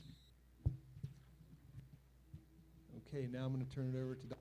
Wallace for the safety update. Good evening again. Just to give a quick update on where we are with school safety since we last met, myself and Sean Goddard, who is our school safety manager, as well as 2 high school principals and a data management employee here, attended a I Love You Guys training on reunification. We had all pieces of the puzzle there, from school leadership to the data perspective of if we ever were to have a safety incident in our schools, how we would handle the management of the information from a data perspective, as well as all parts of our reunification process. So we trained up 2 high school principals on that process as well. And we will be spending this summer using the I Love You Guys protocol to train schools on a response to a school safety incident, as well as using the same standard reunification protocols. That is supported, those protocols, by the Maryland Center for School Safety. They were actually who put on the reunification program that we attended in the training. Also, you will see later in the program this evening will be the camera system that we hope also includes a vaping detection system that will be talked about later during the meeting and hopefully passed, which is something that we have been working on for a while. And that was one of the things that we discussed in our first safety team meeting that we had as a district. We also have our dates scheduled for our weapons detection subgroup that's going to be looking into weapons detection systems, which was another thing that came from our safety meeting. And Ms. Carrie Steers is leading our communications meeting. That was another weakness or opportunity that our safety team felt like existed. So both of those subgroups are set to meet. And after those subgroups meet, they will come back collectively to our larger safety team and report those findings, which may be action items that we could potentially bring to the superintendent to bring to you. But at this point, we are still in the information seeking section of our committees. Okay. Any questions? Any Sorry. questions for Dr. Wallace? I have a couple questions. It's not really in regards to what she just spoke about, but it is in regards to safety. There were a couple instances that were brought to my attention this past month. One was on February 23rd, which was shown on, the way that I found out about it was Eastern Shore Undercover said that request for backup to Snow Hill Middle School, which also then asked for a request for EMS to be requested. And then there was another incident that took place on March 8th where there was an altercation at the Stephen Decatur High School where a fight had taken place and a staff member was injured in the process. And during both of those instances, I had to find out through other avenues. Like I said, a Facebook page called Eastern Shore Undercover for the first one, and then for the second one, of mine sent a video of the actual fight going on. And to me, I feel like there's an issue taking place with that. I feel like as the board members, we should be in the know from our administration when incidents are taking place. A quick phone call, a quick text message or email is all it really takes to just say there is an incident taking place at a certain school. We do not need to have all of the specifics as far as confidentiality is concerned, because we call that private. But as far as just letting us know there is an incident taking place, it is being resolved, additional units are being called, EMS is being called, the staff member has been injured, but it is under control at this point in time, just so that we as the board members know we are able to then answer any questions that are coming our way from our constituents. I feel like we are a team that we all need to work together, the administration, the board, the superintendent, and we all need to be on the same page when certain things like that take place, so that we can let our community members know that the issue is being handled, is being resolved, and it kind of can lower the temperature, as I've been saying, on a lot of issues in our community. And I understand, Dr. Wallace, that you do want issues to be funneled to you or the respective person as much as possible, but sometimes that just isn't the case. Sometimes people feel more comfortable speaking to their elected representatives, and it is our duty to be able to have that conversation with the people who have elected us. So I am here tonight. I want to make a motion to the board to develop a policy in which board members are notified of incidents involving law enforcement, ambulance calls, or student personnel implications. I have a motion on the floor. Do I have a second? Please, no audience participation at this point. I have no second, so that motion dies. But Ms. Annis, I would refer to Dr. Wallace to at least start to the answer to the question. I think the superintendent would follow that. Yeah, I would not advise probably getting information from Eastern Shore Undercover. I mean, certainly they listen to a scanner and share information, but I certainly wouldn't want to rely on them for that information. I just wrote a couple things down as you were going through. And I do believe, when we have incidents take place, we look to, as a team, working with Mr. Goddard, to inform parents. One of the things that we are working on as a safety team is communication, because that was something that came up as an opportunity for us. And so I think I just mentioned with Ms. Steers is leading that committee with parents and law enforcement, because one of the things that we share with parents is that, and I want to be clear to everyone here, I know that there's some parents in attendance, and certainly there's many staff members in the room and a few parents. But I want to be very clear about one thing. The safety of our students during an incident is our #1 priority. We lean on our law enforcement partners. We have an excellent partnership. I think some folks from the sheriff's office may be here. And unfortunately, or fortunately, that means that communication is comes closely behind there. So when it comes to being in the middle of a safety incident, I'm just going to be very honest. My priority and my staff's priority is keeping our students safe first, and then communicating as quickly and as swiftly and as accurately as we can, which I definitely wouldn't depend on social media for that. Yes, correct. So in the middle of those safety incidences, and I believe I've checked on timing of those, when you're reporting about Eastern Shore Undercover on the 23rd, that was reported in the moments that it was going across the scanner. And I'm certainly not, going to share in any sort of form, and I know you didn't ask to, to speak to those two specific incidences, but because our student privacy is very important.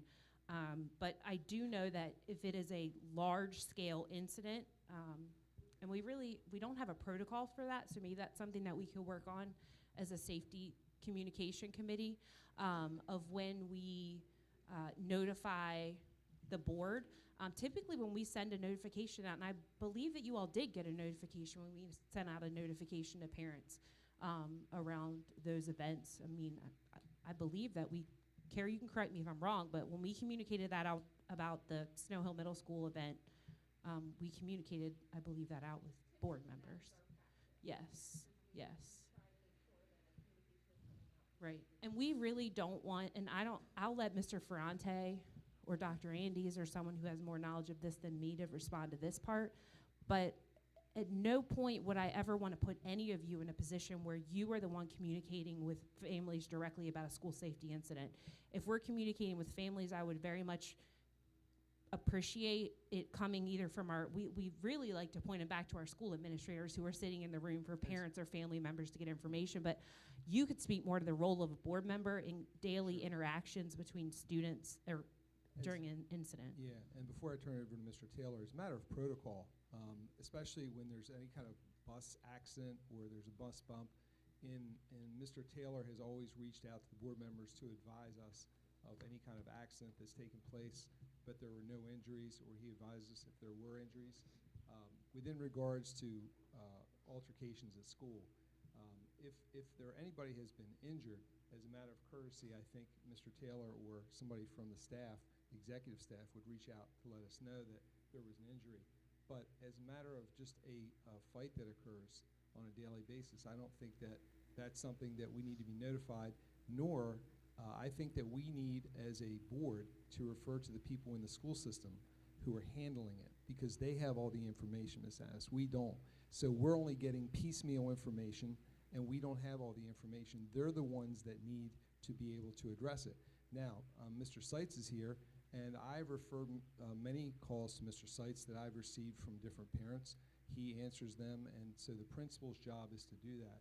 And Mr. Taylor, I know you'd like to say a few words about this, and you go ahead and speak on it. First of all, I want to assure you, as a 39-year veteran of Worcester County Public Schools and 17 years of running the largest high school in the system, fighting or altercations is much less than when I ran Stephen Decatur High School. It's much less today. A couple things that were said tonight. I believe our schools are safe, but I will tell you, ladies and gentlemen, in today's world, we get kids who have challenging behaviors. We're a public school. We have to service those kids, and I am grateful that our elected officials provide finances that we can bring different services to our schools to work with those troubled youth, and we continue to do that. That's one of the jobs that really takes a lot of time, and we do that. What I would like you to do, and I do believe and trust that there are some elected people want to call their elected officials.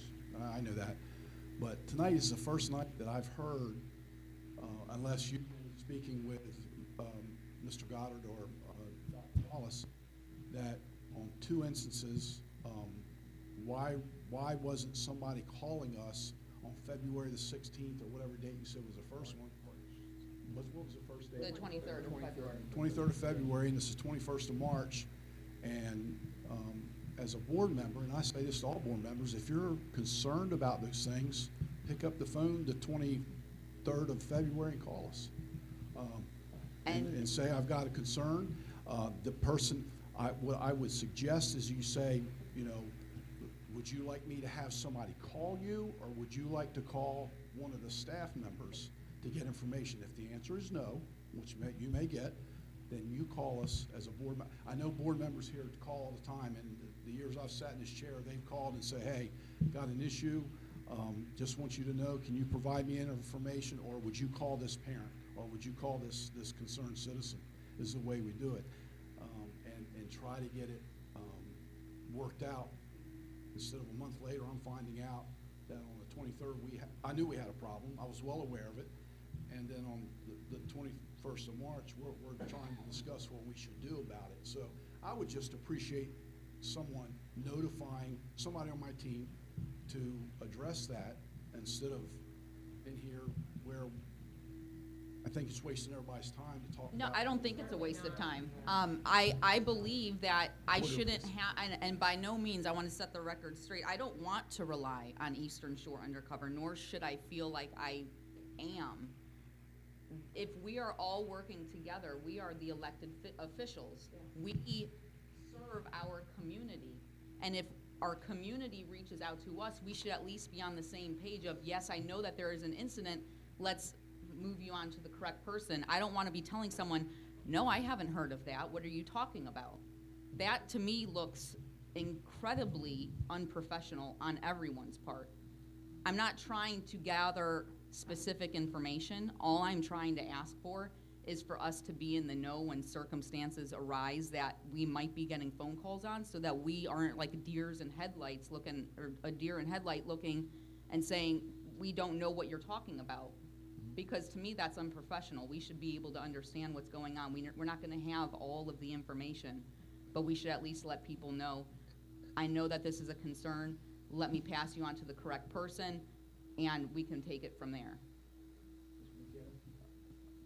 I understand your concern, and in your questioning in regard to this.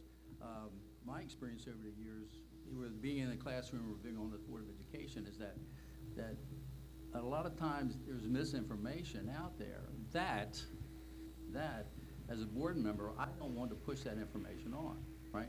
So I wait until I'm notified, and we are notified on instances that do arise. We do get an email from the central office in regard to that. But if it takes hours or a day for the investigation from law enforcement or whoever does the investigation, then so be it. That needs to happen before jumping out and telling someone in the community something that you're perceived happened or did not happen, right? And I agree 100% with that. We, as board members, received an email about a very high-level threat earlier this year that turned out to be all right, and there were no issues. But we at least had that information, so if someone reached out to us, we can say, it's being taken care of, here's the correct person that you need to contact. Whether or not they did, that's not for me to decide whether or not they are going to do that. However, I was able to at least say, I know about the situation, it's being handled, here's the correct person to talk to. Yeah. So I understand what you're saying, and I think as a matter of courtesy, from now on, we'll make sure that the board members get some sort of correspondence of who they should contact at the executive board, or somebody that can answer those questions for you, so that you have the right information when you're talking to the parent. Okay? Thank you. Sure. Anybody else? Elena? Just a note, having worked at a high school for 20 plus years, yeah, I agree. There's altercations that happen, and trying to pull together a list of them for us, I don't think is necessary. I do think it's necessary, however, that the important ones come to us, and you do, and that once, how do I want to say this?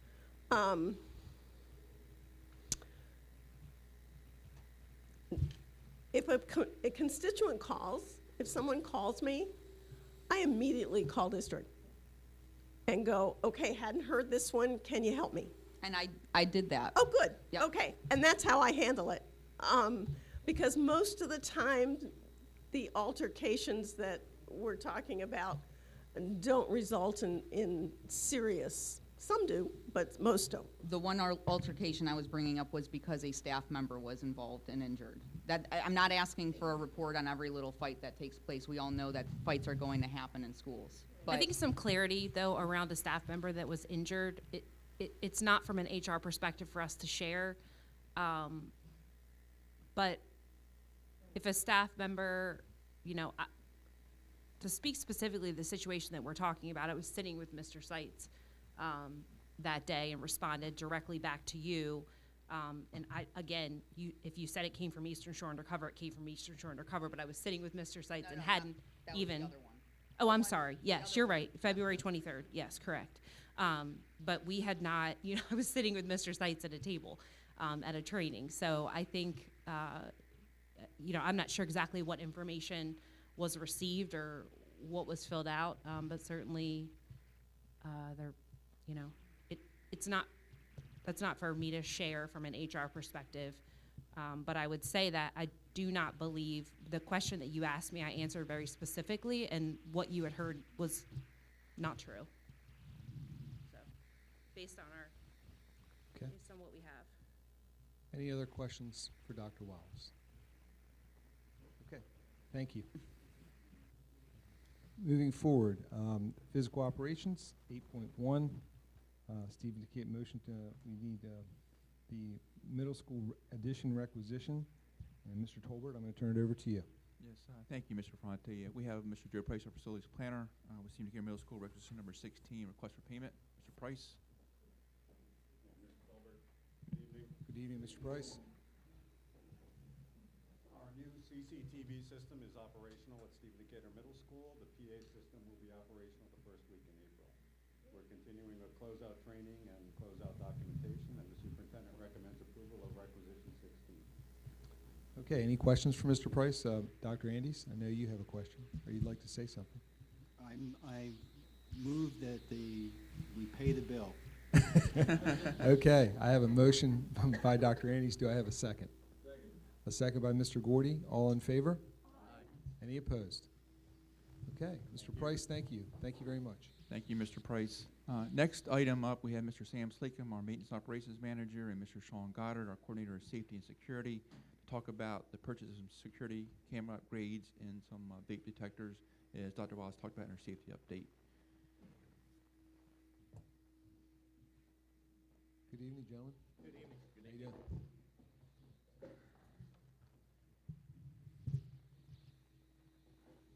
We are requesting the Board of Education approval for security camera upgrades utilizing the ARC Systems contract. The cost of these upgrades is $1,260,900.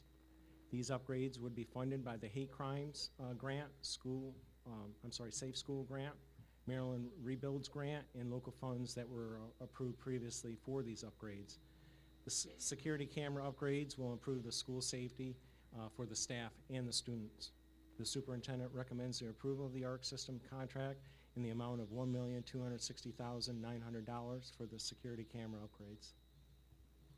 Anybody have any questions?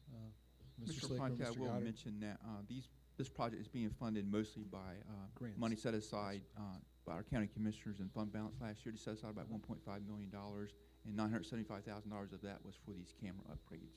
Okay. Thank you for clarifying that. Can I have a motion to approve the security camera upgrade as presented? So moved, Bill Buchanan. Motion by Mr. Buchanan. I had one quick question, Oh, just a let me very see. technical question. Hold on one Okay. second. I have a motion by Mr. Buchanan. Do I have a second? A second by Mr. Gordy. Discussion. Mrs. Addis. Thank you. With the proposal, there were two number conflicts that I just had a question about. At the end of the proposal, from what I had tallied up, is not matching what is in our agenda at the bottom, where it says the superintendent recommends. Okay, Mr. It's a Tolbert, yeah, $21,000 we have $1,260,900 is the request I see on my sheet. What do you have on yours? When I tallied everything up on the proposal, it was $1,239,900. Okay, that's a question for our Chief Financial Officer, Mr. Tolbert. Yeah, I'm adding right now, Mr. Okay. Fonte. I just want to double check which one it was. Sure.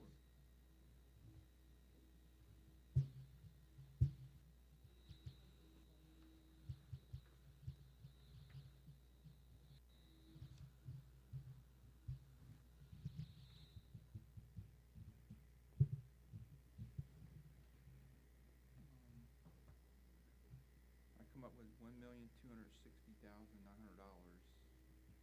on my iPhone. I don't have my 10-digit. And this is all at the very bottom, correct? Yep. I just added the numbers at the last page of the proposal. Those add up to $1,260,900, which is what's on the cover. So the numbers I come up with match. Match Yes. your numbers. So, Okay, I just wanted to double check, because Sure. and it Okay. just wasn't matching correctly, so. so I still have a motion and a second for the approval of the ARC Systems contract in the amount of $1,260,900 for the security camera upgrades. All in favor? Aye. Opposed? Let the record show the vote was unanimous. Thank you very much, gentlemen.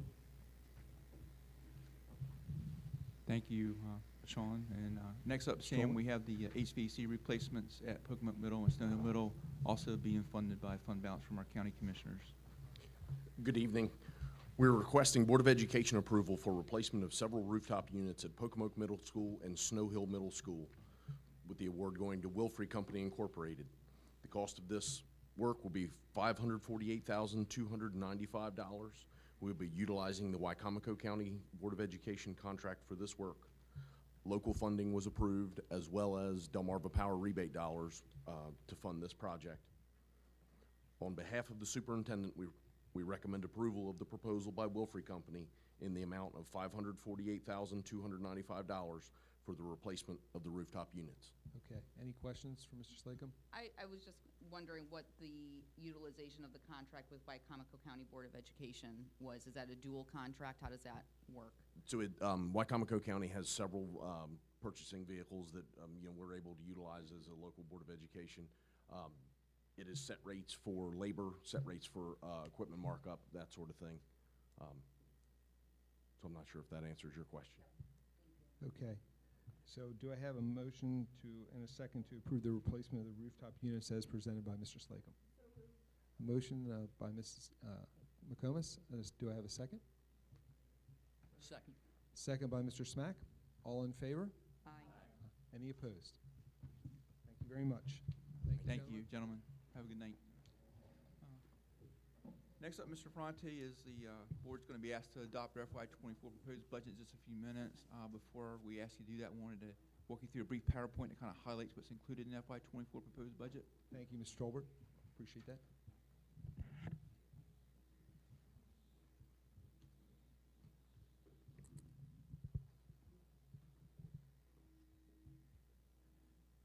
Next year, our revenue for FY24 proposed budget totals $131,965,977,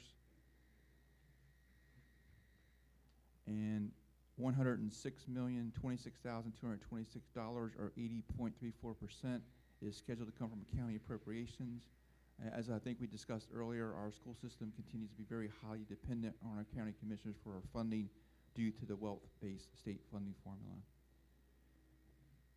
That total includes $4,837,621 increase, or 4.78% in FY24. And an operating ongoing, it's $4,167,621. And there's also a $670,000 increase in one-time capital expenditures, which I'll talk about a little bit later. For state funding next year, it totals $25,147,288, or 19.06% of our total proposed budget. This includes an increase of $2,860,097 in FY24. As you know, this is a rather large increase in state aid for our school system. We usually don't get anywhere near this. The reason for this year is that the state changed through the blueprint the way they identify farm students. For the first time, households receiving Medicaid assistance, their families are now considered farm families. That resulted in about 500 additional students being identified as Comp Ed, which increased our Comp Ed aid by about $2 million, which is about 70% of that $2.8 million increase. Our budget also includes other revenue of $792,463, which is about 0.6%, which is mostly made up of prior year fund balance of $567,000 that's coming forward to help fund the budget in FY24. On the expenditure side for next year, I'm glad to say that we have table agreements with both our support staff and with our teachers. And that those table agreements includes $4,251,114 in salary increases. That will fund FY24 STEP, a 4% COLA for our certificated staff, and a 4.5% COLA for our support staff. Our budget also includes a $1.1 million increase in health insurance. That's a 9.49% increase. And I did want to note that in the prior 4 years, we've seen actually decreases are flat rates. Actually, 2 years ago, we had a 12.3% decrease. So if you look over the past 5 years, even that 9.49% increase, it's going to average out to a decrease over those 5-year period. We're also asking for $61,021 for employee retirement expense increase and $80,469 for local share teacher pension increase. Also on expenditures next year, we're asking for $340,089 for fixed charges, and that's basically just related to the salary increase, which is Medicare and Social Security tax on the salary increase that's proposed. We're asking for $100,000 additional funding for materials of instruction. As everyone knows, inflation's been out there for the past 18 months. The price of everything continues to increase. Textbooks, supplies, copy and paper, all those things have increased over the past 18 months. We're asking for a $1,500 increase to support Skills USA. I think you heard the young man up here talking about the competition that's coming up. We always have many students that qualify to go to the national competition. It is very expensive. The technical high school does a lot of fundraising on their own. We do give them this year $12,000. We're asking to increase that by $1,500 for next year to get them a little bit more support to help with their fundraising. Related to our new Apple iPad lease, we're asking for $93,949 more for that.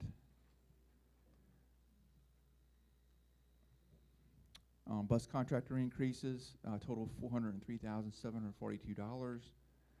That includes increasing the hourly rate from $25 to $28 an hour, increasing the mileage rate from $1.62 to $1.76, and an increase in the PVA rate for new buses that are purchased from $20,920 to $22,385. And that's only for buses that are purchased in the upcoming year for new buses. It doesn't affect existing buses.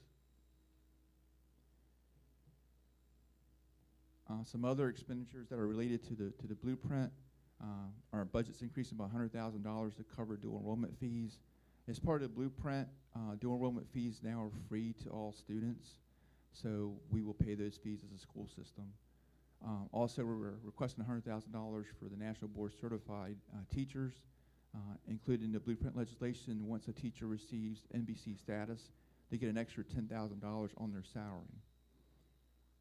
We have 22 teachers that are in the current cohort to go through that process. I don't know if they'll all finish this year. I'm guessing maybe 10 will finish, which is $100,000. It could be a little bit more, it could be a little bit less. That's just my best guess at this time. Also, the blueprint requires career counselors to be hired. We have $395,834 for that in our budget request. On the capital side next year, it includes one-time request of $875,000. The majority of that is $815,000 for schematic design and development fees to keep the Buckingham Elementary School project moving forward. It also includes $60,000 for the replacement playground at Cedar Chapel Special School. The local funds of $60,000 will just be used in combination with state grant funding of $150,000 to replace that playground for those kids at Cedar Chapel Special School. Also, we're going to ask for the local grant that we received from the county commissioners for the past several years for the Pocomoke Middle School After School Grant. It funds an athletic-based program down at Pocomoke Middle School for the kids. The kids in Snow Hill have the rec center, and Ocean Pines up there north, they have those rec programs. The kids down at Pocomoke don't have that. This Pocomoke Middle School program has been very effective over the past several years, so we're asking for that $50,000 to continue in FY24. We'll be receiving some restricted blueprint funds next year. We'll be receiving $885,884 for pre-K programs to support those. We'll also be receiving the concentration of poverty grants. As we discussed earlier, that we had one additional school qualify this year, Pocomoke High School. We'll be receiving a total of $1,110,118 for those programs at those schools. College and Career Ready will be receiving $108,043. Transitional supplemental instruction of $103,777. And for National Board Certified teachers, through the blueprint, we'll get $16,983. And that's based on this year's NBC teachers. We have 7. And it's supposed to be split 50-50, county, state. But 7 teachers times $10,000 is $70,000. But because of the wealth-based formula, we only get $16,983 from the state, and the rest of that $80,000 or $70,000 comes from local funds because of the state wealth-based formula. Some budget dates for next year. Of course, we're hoping the board adopts our budget tonight, and on April 18th, we'll go over to our county commissioners and review our budget with them. And on May 2nd, the county commissioners will hold a budget hearing on their budget as a whole from all the different departments. And on June 6th, the county commissioners are scheduled to adopt their budget. And then 2 weeks later, on June 20th, the Board of Education will be asked to adopt our budget for next fiscal year. So are there any questions on what I covered from the board? I have a lot of questions. Sure. Over the last month, I've taken it upon myself to really scrutinize the budget that's been given to us. So I do have a lot of questions. And frankly, I was waiting for the entire budget to be given to us for us to have some sort of a work session, not realizing that we were only going to receive the final budget on Sunday. I believe that if we are truly going to scrutinize this budget as a board, we need to go page by page and get all of the questions answered together so that everyone is in full understanding and agreement of where we are all at with this budget.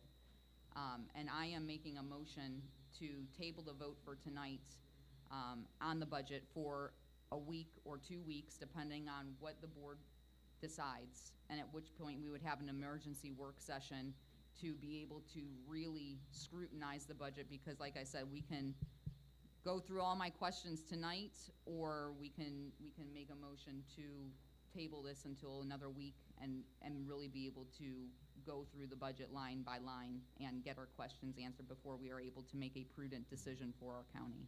Okay, I have a motion on the floor by Ms. Satis. I have a second. I have no second. I will be So, voting no, because I Ms. feel the need to get these Satis. questions answered, and I believe it is prudent to our county to get these questions answered. Please. Does anyone else have any questions for Mr. Tolbert?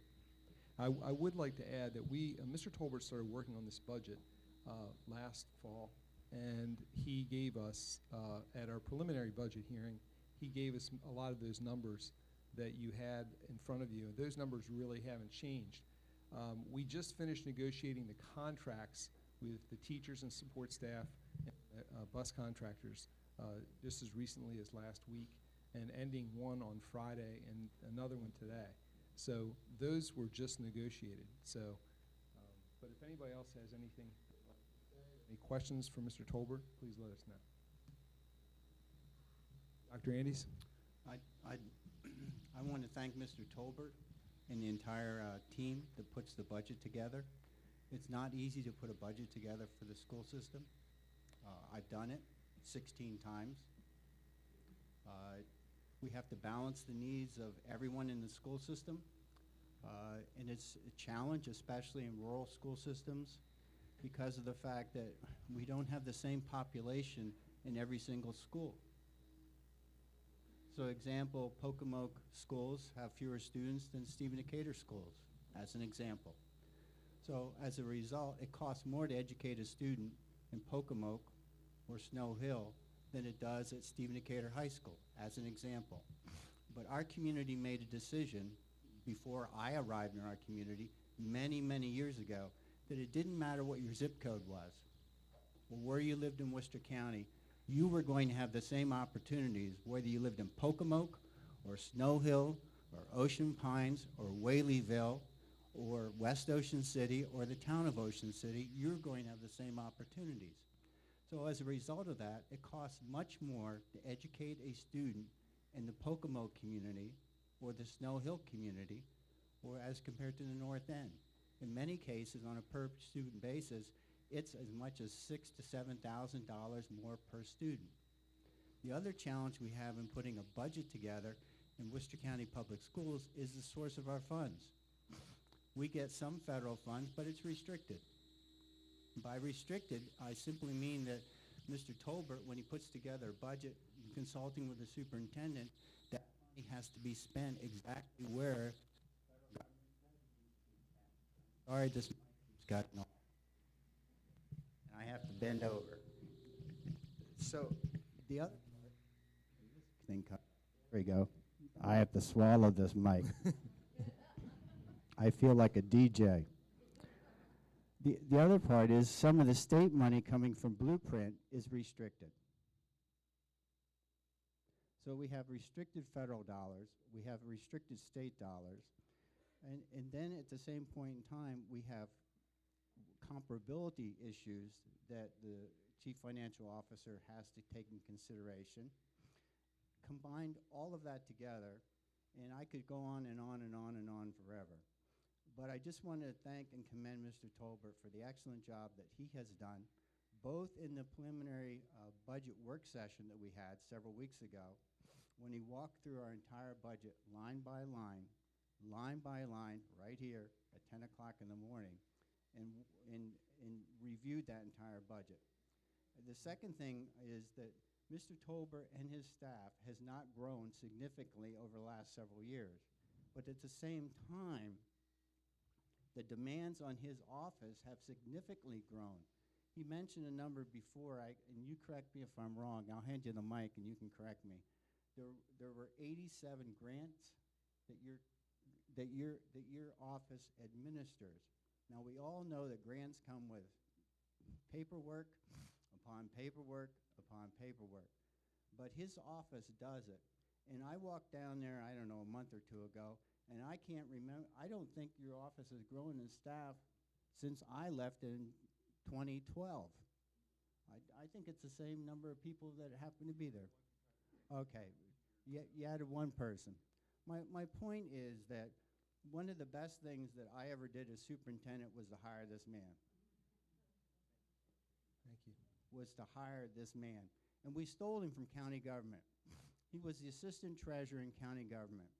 And we stole him from county government, and I hope he never goes back to county government. I'm sorry, county commissioners, but you can't have him back.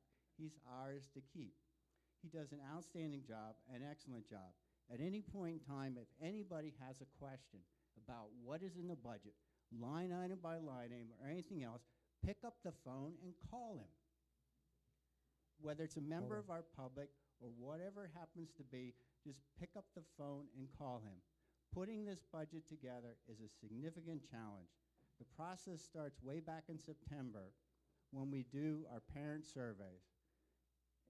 Principals are engaged in the process. Everyone's engaged in the process. Then we have a collective bargaining process that we work through with our Teachers Association, our Support Service Association, and then we also do meet and confer with our bus contractors. So you bring all of that together, all of it together, and you come up with a budget that looks like this. And that's the challenge that we have as a school system. We're very fortunate that our county commissioners and our county government is very supportive of our school system because it allows us as a school system that no matter where your zip code is, whether you're in Pocomoke, you're going to have the same AP courses that you would at Decatur with 1,200 students compared to Pocomoke with 300 and some odd students. The same thing is true. If dual enrollment, AP classes, class size, opportunity for preschool, kindergarten, special education services, wherever you happen to be in this community, you have the same opportunity. And it's because of this budget and because of what this man puts together. So I just want to say thank you. Thank you for all that you do and all your team does. You need more people working in your shop, but this budget doesn't have anyone in there. So on behalf of the superintendent, I assume you're recommending that we adopt this budget. I make a motion we adopt the budget. Can I respond, please? Hold on. I make You a cannot. motion You that have we to wait adopt until the he's done. budget as presented. Thank you. Okay, I have a motion by Andes, and do I have a second? I have a second by Mr. Gordy. It's now for time for discussion. And Mr. Tolbert, I do appreciate what you have put together. I'm not saying that I don't appreciate what you have put together. My issue lies is that when we had our work session back in February, we were given this to us a couple days before that work session. And then we go through it, and it takes time to digest. It takes time to talk with our constituents, which is what we should all be doing. And then it takes time to formulate decent and meaningful questions that have to do with our budget. So I did my homework, and I took the time to review it in its entirety, to listen to what Mr. Tolbert had to say at that work session, as well as speak to different people in my community about the budget, where our shortfalls lie, what we can improve on, why certain things are the way they are, and I was able to gain a better understanding. Was I able to answer all the questions that I had? No. And that's why I still have a lot of questions. Could I have sent Mr. Tolbert a lot of emails with all of my questions? Sure, I could have. But I feel like we need to be transparent with the community. I could have easily said, these are all my questions, can you please answer them for me? But that was not in a public setting like we are in tonight, like we would have been in that work session back in February. I'm trying to do my due diligence as a public servant to this community to make sure that our questions as a community are getting answered and that they are being answered publicly.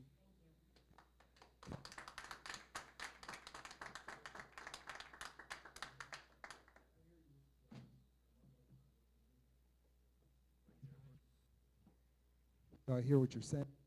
First of all, 93% of this budget is fixed to 3 areas, okay? And there, 85% are salaries and fixed charges, okay? 5.8% are for transportation, 2.4%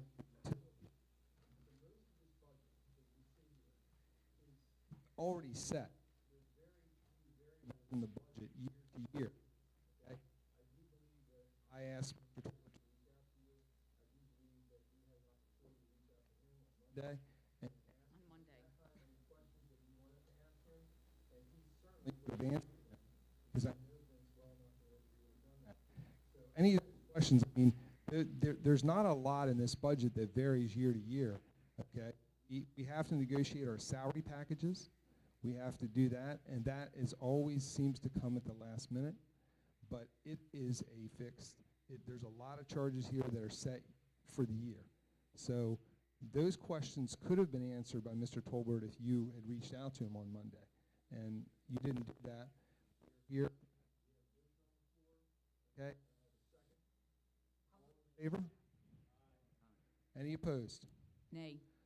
Let the record show Ms. Addis was opposed. Six in favor, 1 opposed. Now, on with the monthly financial report. Yes, sir. Before the board is a February monthly financial report, non-salary expenditures of $3,991,361.31.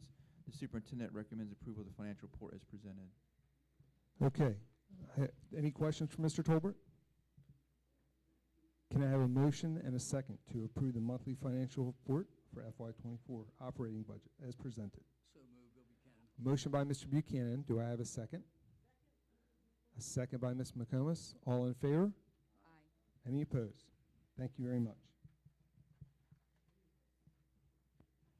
Okay.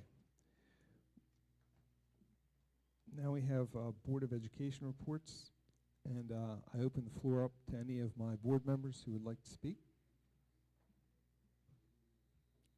I'll speak. Okay, Ms. Addis? I had some concerns that were also brought to my attention, and I failed to bring them up at the safety section, so I wanted to bring it up now. There were 2 instances that have also taken place, and forgive me for, not reaching out, but I like to be as transparent as possible with my community members, so I am bringing it to the public forum to discuss publicly. The two issues that were faced were there was, and someone can correct me if I'm wrong, but the information that I was given and that I have seen is that there was an assembly that took place in Pocomoke High School. It was an all-day session for students to come from all high schools in the county that was held from the Speak Up organization. And there were a couple once again, social media can be your friend, but it can also be not so friendly to certain people.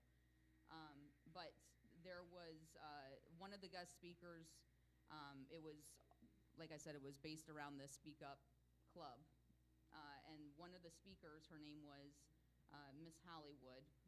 Nicole Hollywood, and P. Flag spoke at this assembly that took place all day. And according to her, it talked about erased histories, privilege, allyship, important terms and definitions, the gender unicorn, advocacy, and capacity building for community and systemic change.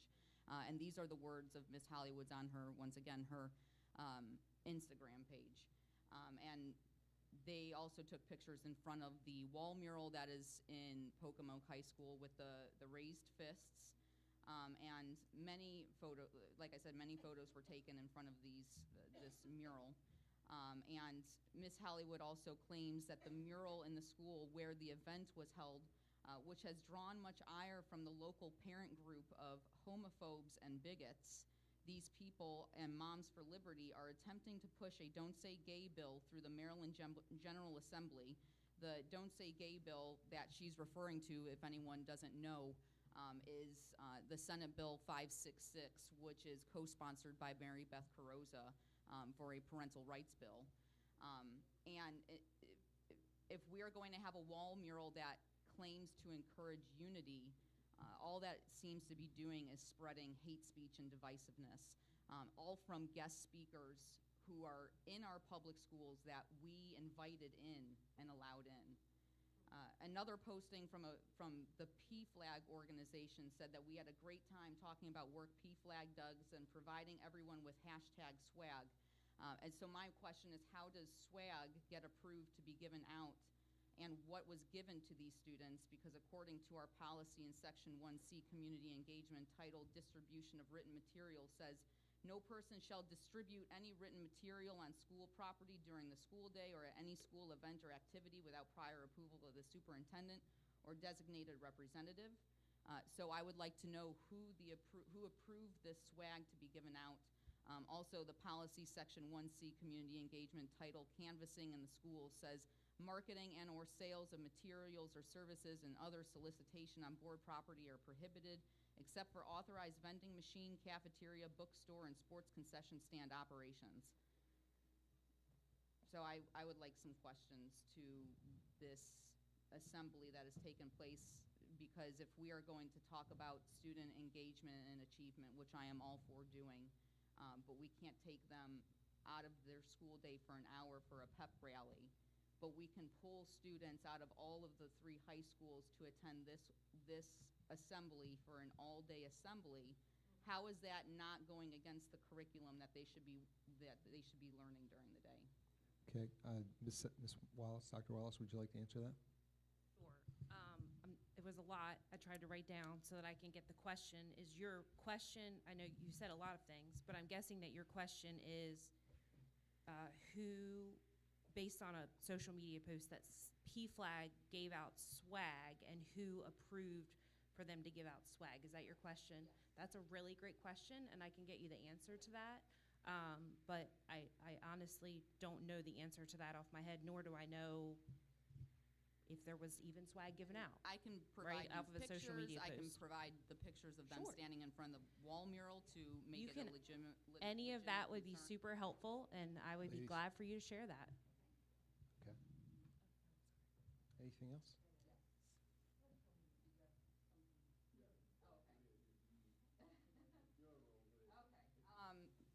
Another incident that took place this past month was there were questions that correlated with another guest speaker who read to students at Shell Elementary School.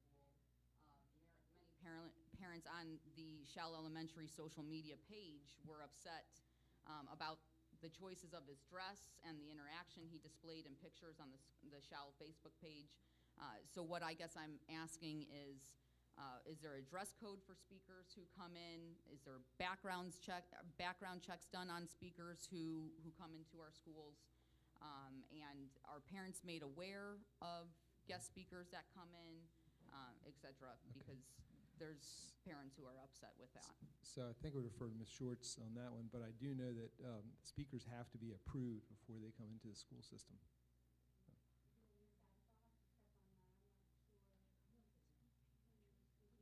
I can give you all the information. I just, like I said, I would like to make sure that it is being made aware of. Okay. And then, as far as moving forward, are we able to be more transparent with the type of guest speakers coming into our buildings and how we can better serve our citizens by doing our due diligence to vetting guest speakers before they come in ahead of time, because they are becoming an extension of who we allow into our schools and the display that we have with our schools. It all kind of goes together cohesively. I'll let the superintendent answer that question. Yeah, we can vet it. The principals have basically some guidelines they follow. When they allow folks to come in, they're on some approved list, and we leave that pretty much open to the instructional leader, which is the principal of the school, as to whether they allow that or not. But I can't tell you that right now, who picks what speaker, when, and how, but we can definitely look into it. Thank you. I appreciate that. I've got more. Okay. Well, I'm gonna let you, because everybody else would like to speak. Okay. So I took a tour of a couple schools this month. I met at Cedar Chapel Special School, which was a fantastic visit. I was really able to have a really great conversation with the principal, Ms. Guglius, about the type of program that they are running at their schools, and you could really tell that she took pride in the school that she's running, the teachers, the students, the additional staff, whose sole purpose is to advocate for these children. So that was really great to see. And I look forward to going to that school again to see their day-to-day inner workings within the classroom. And I also attended a walkthrough with Commissioner Karen Abbott at Snow Hill Middle School. And we were able to go and walk the halls, see the classrooms, see children interacting with their teachers.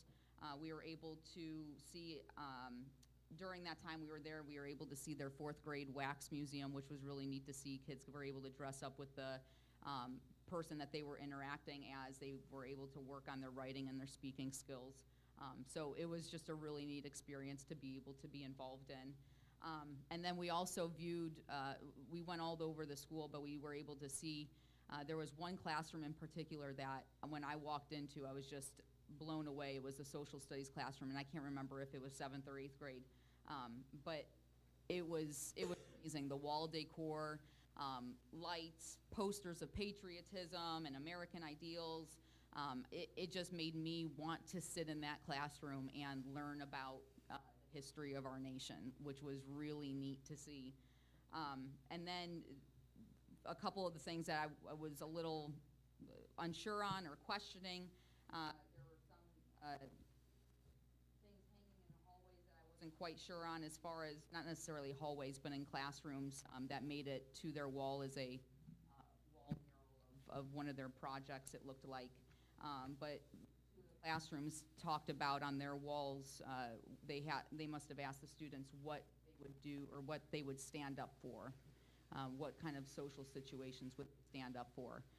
And overwhelmingly, the Post-it notes that were on most of these walls were kids would take a stand for furries, they would take a stand for racism, abortion rights, and bullying.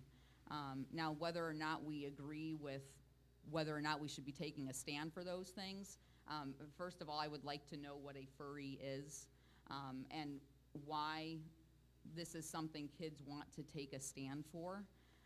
And I'm curious as to whether or not this was a class project that was within our curriculum that we. I would defer to either Dr. Wallace or Ms. Shorts in this. I'm not sure what a furry is, but I'd like to find out. I would too. So, but I don't know. Worth standing up for, Yes. in their opinion. So we'll get back to you on that information. Okay. Okay. Okay. Mr. Gordy. Yes, to start with, I'd like to thank everybody that commented tonight. We certainly appreciate your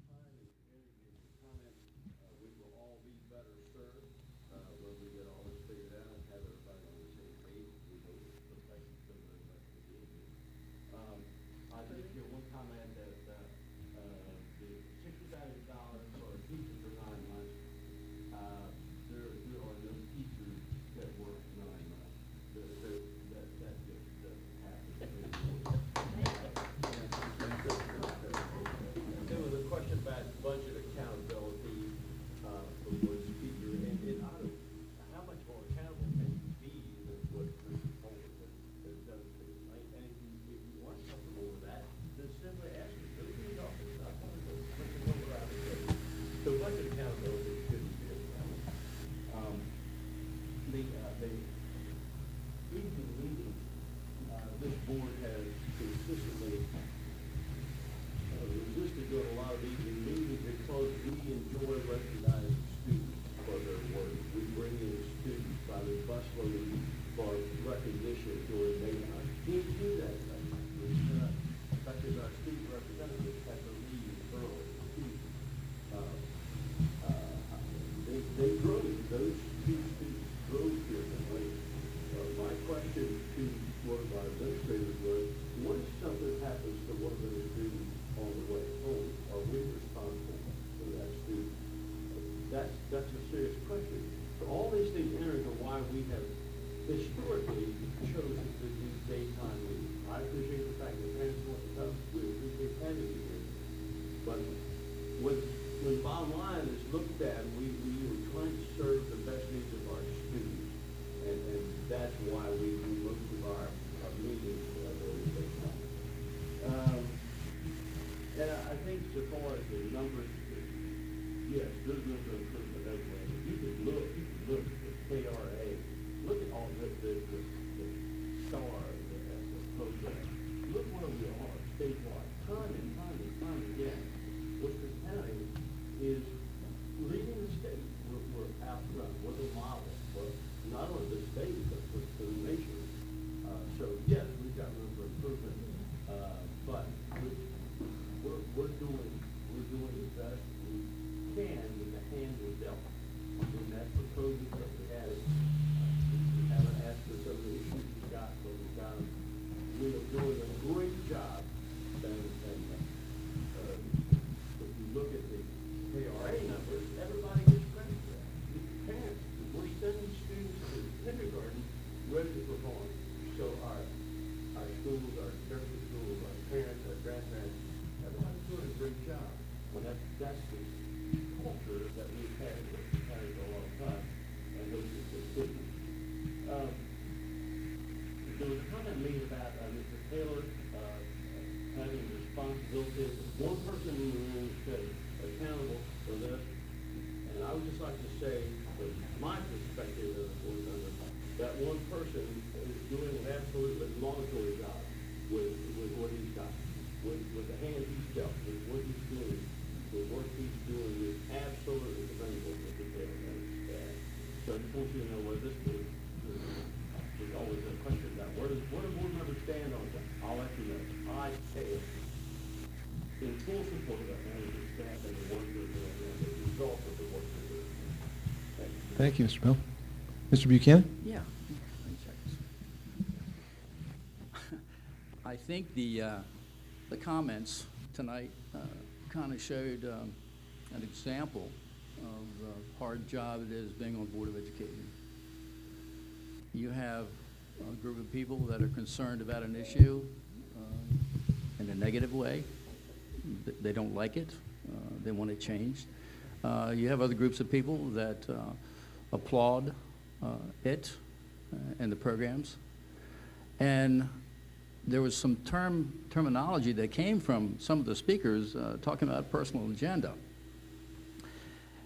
And I'm going to remind this board and people that are sitting out there again tonight of what I said at the last meeting last month, is that this board is a nonpartisan board. Nonpartisan. It's not partisan. It's not political. We're neutral in a sense, okay? And the definition of nonpartisan is non-bias, okay? Is not to have bias to that. The education of our children really does not deserve a board member who is narrow in their thinking, and that they think that they personally know what is best for all students. Personally best. They personally think that. It's truly difficult to be nonpartisan. It is, because human beings have a tendency to be strongly opinioned on something, on anything. It changes. You walk down the street and you can talk to 10 people, and 10 people are going to come up with a different idea or a different philosophy of something. So being a board member is very, very difficult, because what we have to do, and what we've done in the past, and I hope that we will continue to do that, is that we kind of call for cooperation. We do research. I know I do a lot of research myself. That's just my nature. Some people laugh and go, hey, you're an art teacher, you're an art. No, I'm an academic. And research is very, very important to me. And so for issues that come before this board, I do my research on it, and I am sure that everyone else does the same thing to that. We take this job seriously. We discuss it. We have a discussion. You may be for or against something, but that's okay, because that's the American way. You know, we need to air it, you know, so that people have a right to say something. People have a right to an opinion of something. Some people have a right to want it done this way or this way, but it can't be that way. We have to represent all people in this county. We have to represent all ideas. We have to take into consideration all aspects of it. We form a consensus. Excuse me, Mr. Buchanan. What? Ladies, please, no talking. Mr. Buchanan speaking. Okay, please. I'm asking you nicely. If you don't want to listen to me, then I'm going to ask you to leave. Okay? Go ahead, Mr. Buchanan. Thank you. We form a consensus, and then that consensus is what the board determines for any particular issue of it. Ma'am, goodbye. Mr. Sean, can you please remove her? Thank you.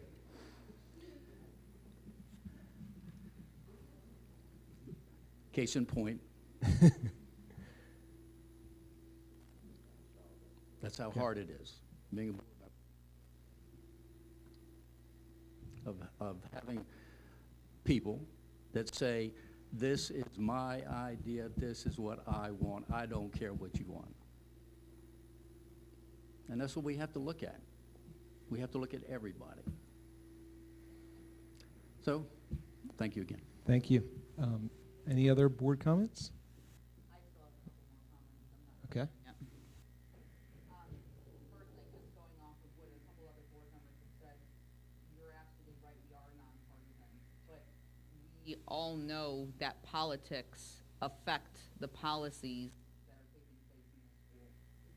So we can be nonpartisan, but we still need to understand that there are politics within schools that need to be discussed. And as far as holding a board meeting at night versus the day because a child could potentially be killed driving to and from, that's kind of a moot point because that could happen at any time of day. So we need to focus once again on what the board meetings are for, and that is to serve the constituents of this county. And it's great to be able to provide student recognition, but that is not the purpose of a board meeting.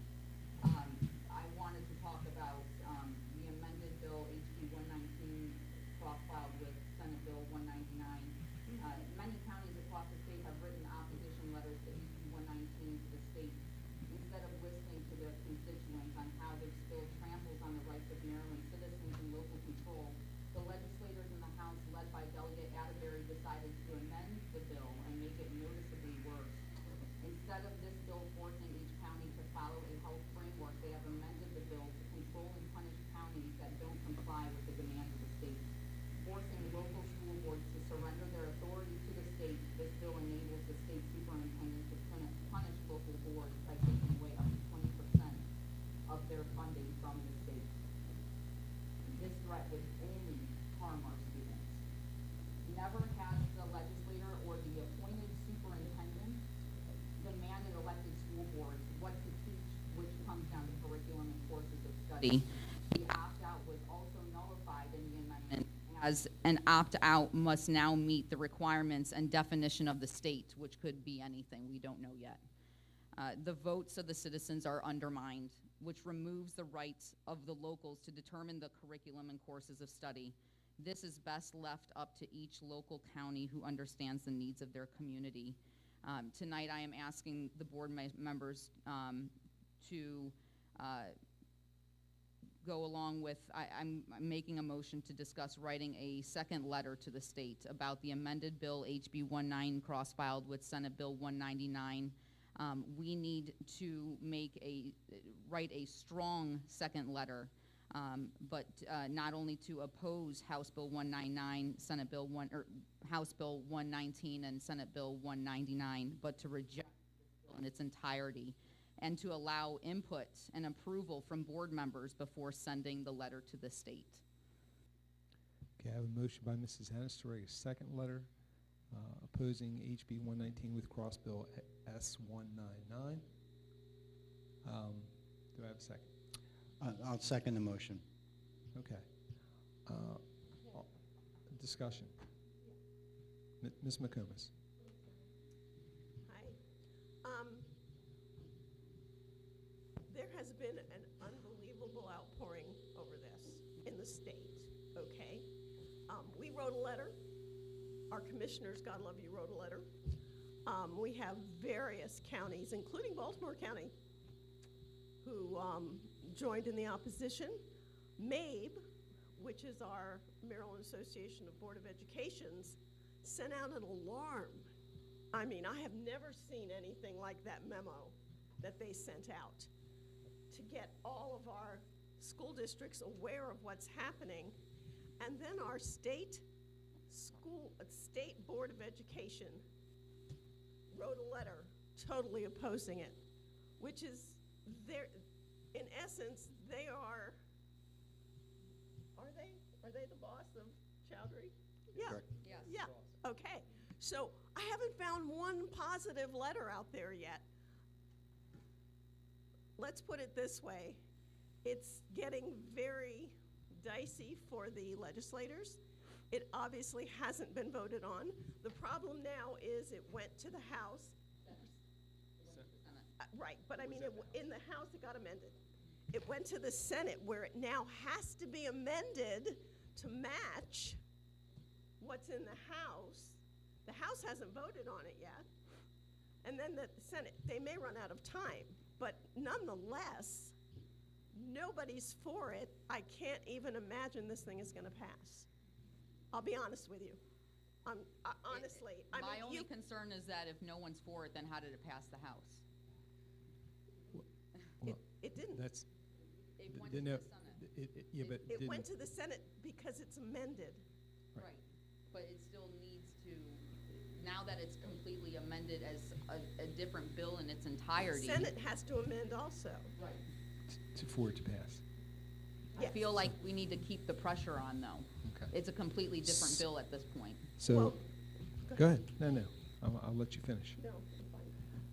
Mr. Taylor, I think you wanted to add something to regarding this bill. Misrepresentation of my letter that went to the paper. I did not say at any point that I was for or against House Bill 119. That's not my job. That's the board's job. You said earlier tonight in a very false accusing way that I went against this board. I did not go against this board. WBOC did a TV story that had some misinformation as well as some other outlets that I wrote a letter just to explain how it's worked over the years.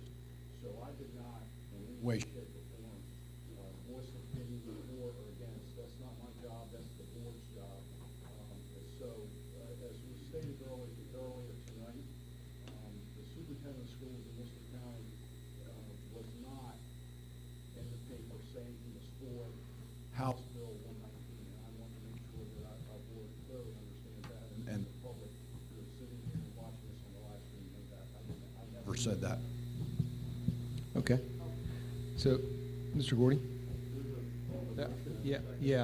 I'm finishing discussion. There's a motion and a second.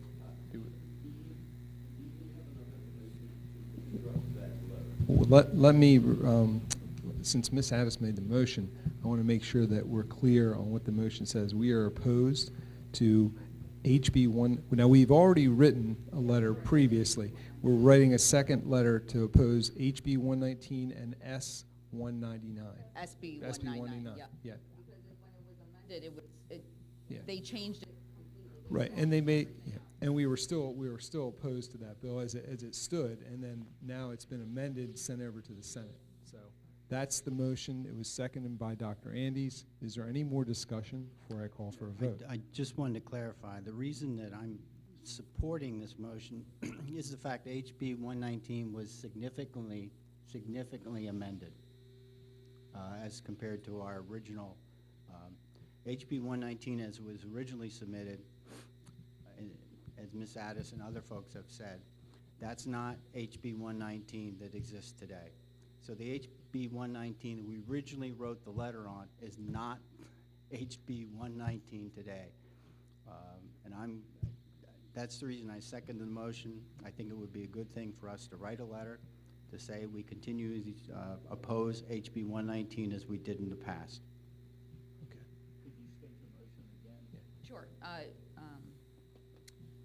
I make a motion that we send a strong second letter to the state to not only oppose House Bill 119, cross-posted Senate Bill 199, but to reject this bill in its entirety and to allow input and approval from board members before sending the letter to the state. Dr. Andes? I think time is of the essence. So if this motion is passed, we put a letter together, time is of the essence. It has to go ASAP. I'm not sure we're going to have time to go through everything. I have a motion by Ms. Addis, and I have a second by Dr. Andes. All in favor? Aye. Opposed? Okay. We will send a second letter. Excuse me. We have one nay, and Mrs. McComas is opposed. Thank you. May I just say that currently under Maryland regulations, under COMAR, Code of Maryland regulations, the state superintendent of schools has the authority to withhold 10% of the budget allocation from the state to the locals if the state superintendent determines that the local board of education is not complying with state standards or state regulations. That is currently in regulation. It exists today. So, and if what happens is the state superintendent, if the state superintendent determines that, they inform the controller, the state controller, to withhold 10% and notify the local school system that you need to come in compliance. If the local school system still doesn't come in compliance, the state superintendent can send notification to the state controller to withhold 20%. So the first penalty is 10%, and then if you're not in compliance, it becomes 20%. That's already in regulation. It already exists in regulation. The State Board of Education wrote the letter on HB 119. I'm sorry, it's going out again. Look, we already have this authority as a State Board of Education. We don't need HB 119. So I just want to take 1 or 2 minutes to clarify the fact that the state superintendent already has this authority. What would happen if HB 119 and its companion bill, who I just lost the number, I'm having a senior moment, gets passed, then it will become law as opposed to regulation. So I just wanted to have the audience and the community understand that the bill mimics COMAR regulation that already exists. The state superintendent already has this authority. If HB 119 is passed, then it becomes Maryland law, which provides an additional coverage for authority. I hope that all made sense because I'm very tired and it's 9 o'clock. Thank you for the clarification. Appreciate that. Okay. Now moving forward with last week at the County Commissioners meeting, Buckingham Elementary conceptual planning was started, and I know Ms. Welch is here, and she's very happy about that tonight. So it's my job to appoint a committee, And I've had 3 board members to reach out to me, but tonight I'm seeking a motion to approve the committee for the Buckingham Conceptual Planning. I'd like to make a motion for the Buckingham Oversight Committee that we ask or appoint Dr. John Andes, Mr. Donald Smack, and Mr. Bill Gordy. Okay. I have a motion on the floor by Mr. Buchanan for Dr. John Andes, Mr. Donald Smack, and Mr. Bill Gordy to serve on the Buckingham Elementary Conceptual Planning Committee. I will make a comment. I do think that that's it's in these gentlemen's districts, so all of them, that's where their districts come from, so it makes sense to put them on the committee. Do I have a second? Second. Second by Ms. McComas. All in favor? Aye. Opposed? Let the record show the vote was unanimous. Thank you very much. Okay, so we have announcements coming up, and I'm going to turn this over. Okay, well, first I'm going to talk about the next regular session board meeting, which will be held it will be held Tuesday, April 18th in the Sarah D. Thompson Board Meeting Room, the Worcester County Board of Education Central Office at 6270 Worcester Highway, Newark, Maryland. Open session will begin at 11 a.m. and immediately voting to convene in closed session under the provisions of Article 3-305B of the Annotated Code of Maryland. The board will reconvene in open session at 12:30, and the board meeting information is posted on our website at www.worcester12.org, located under Board Meeting Board Docs. And now I'm going to turn it over to Mr. Taylor for informational announcements. I just have a few tonight as we close this evening. This coming Friday night is a very special night, one that we honor every year as we will celebrate our teachers here in Worcester County. Our Teacher of the Year celebration is at 6 p.m. I'd like to thank Carrie Steers and her teams of people that have worked with her for putting this together. It will be held again at 6 p.m. in the Ocean City Fontainebleau Resort. For those of you not familiar, that's the old Clarion, again this Friday evening.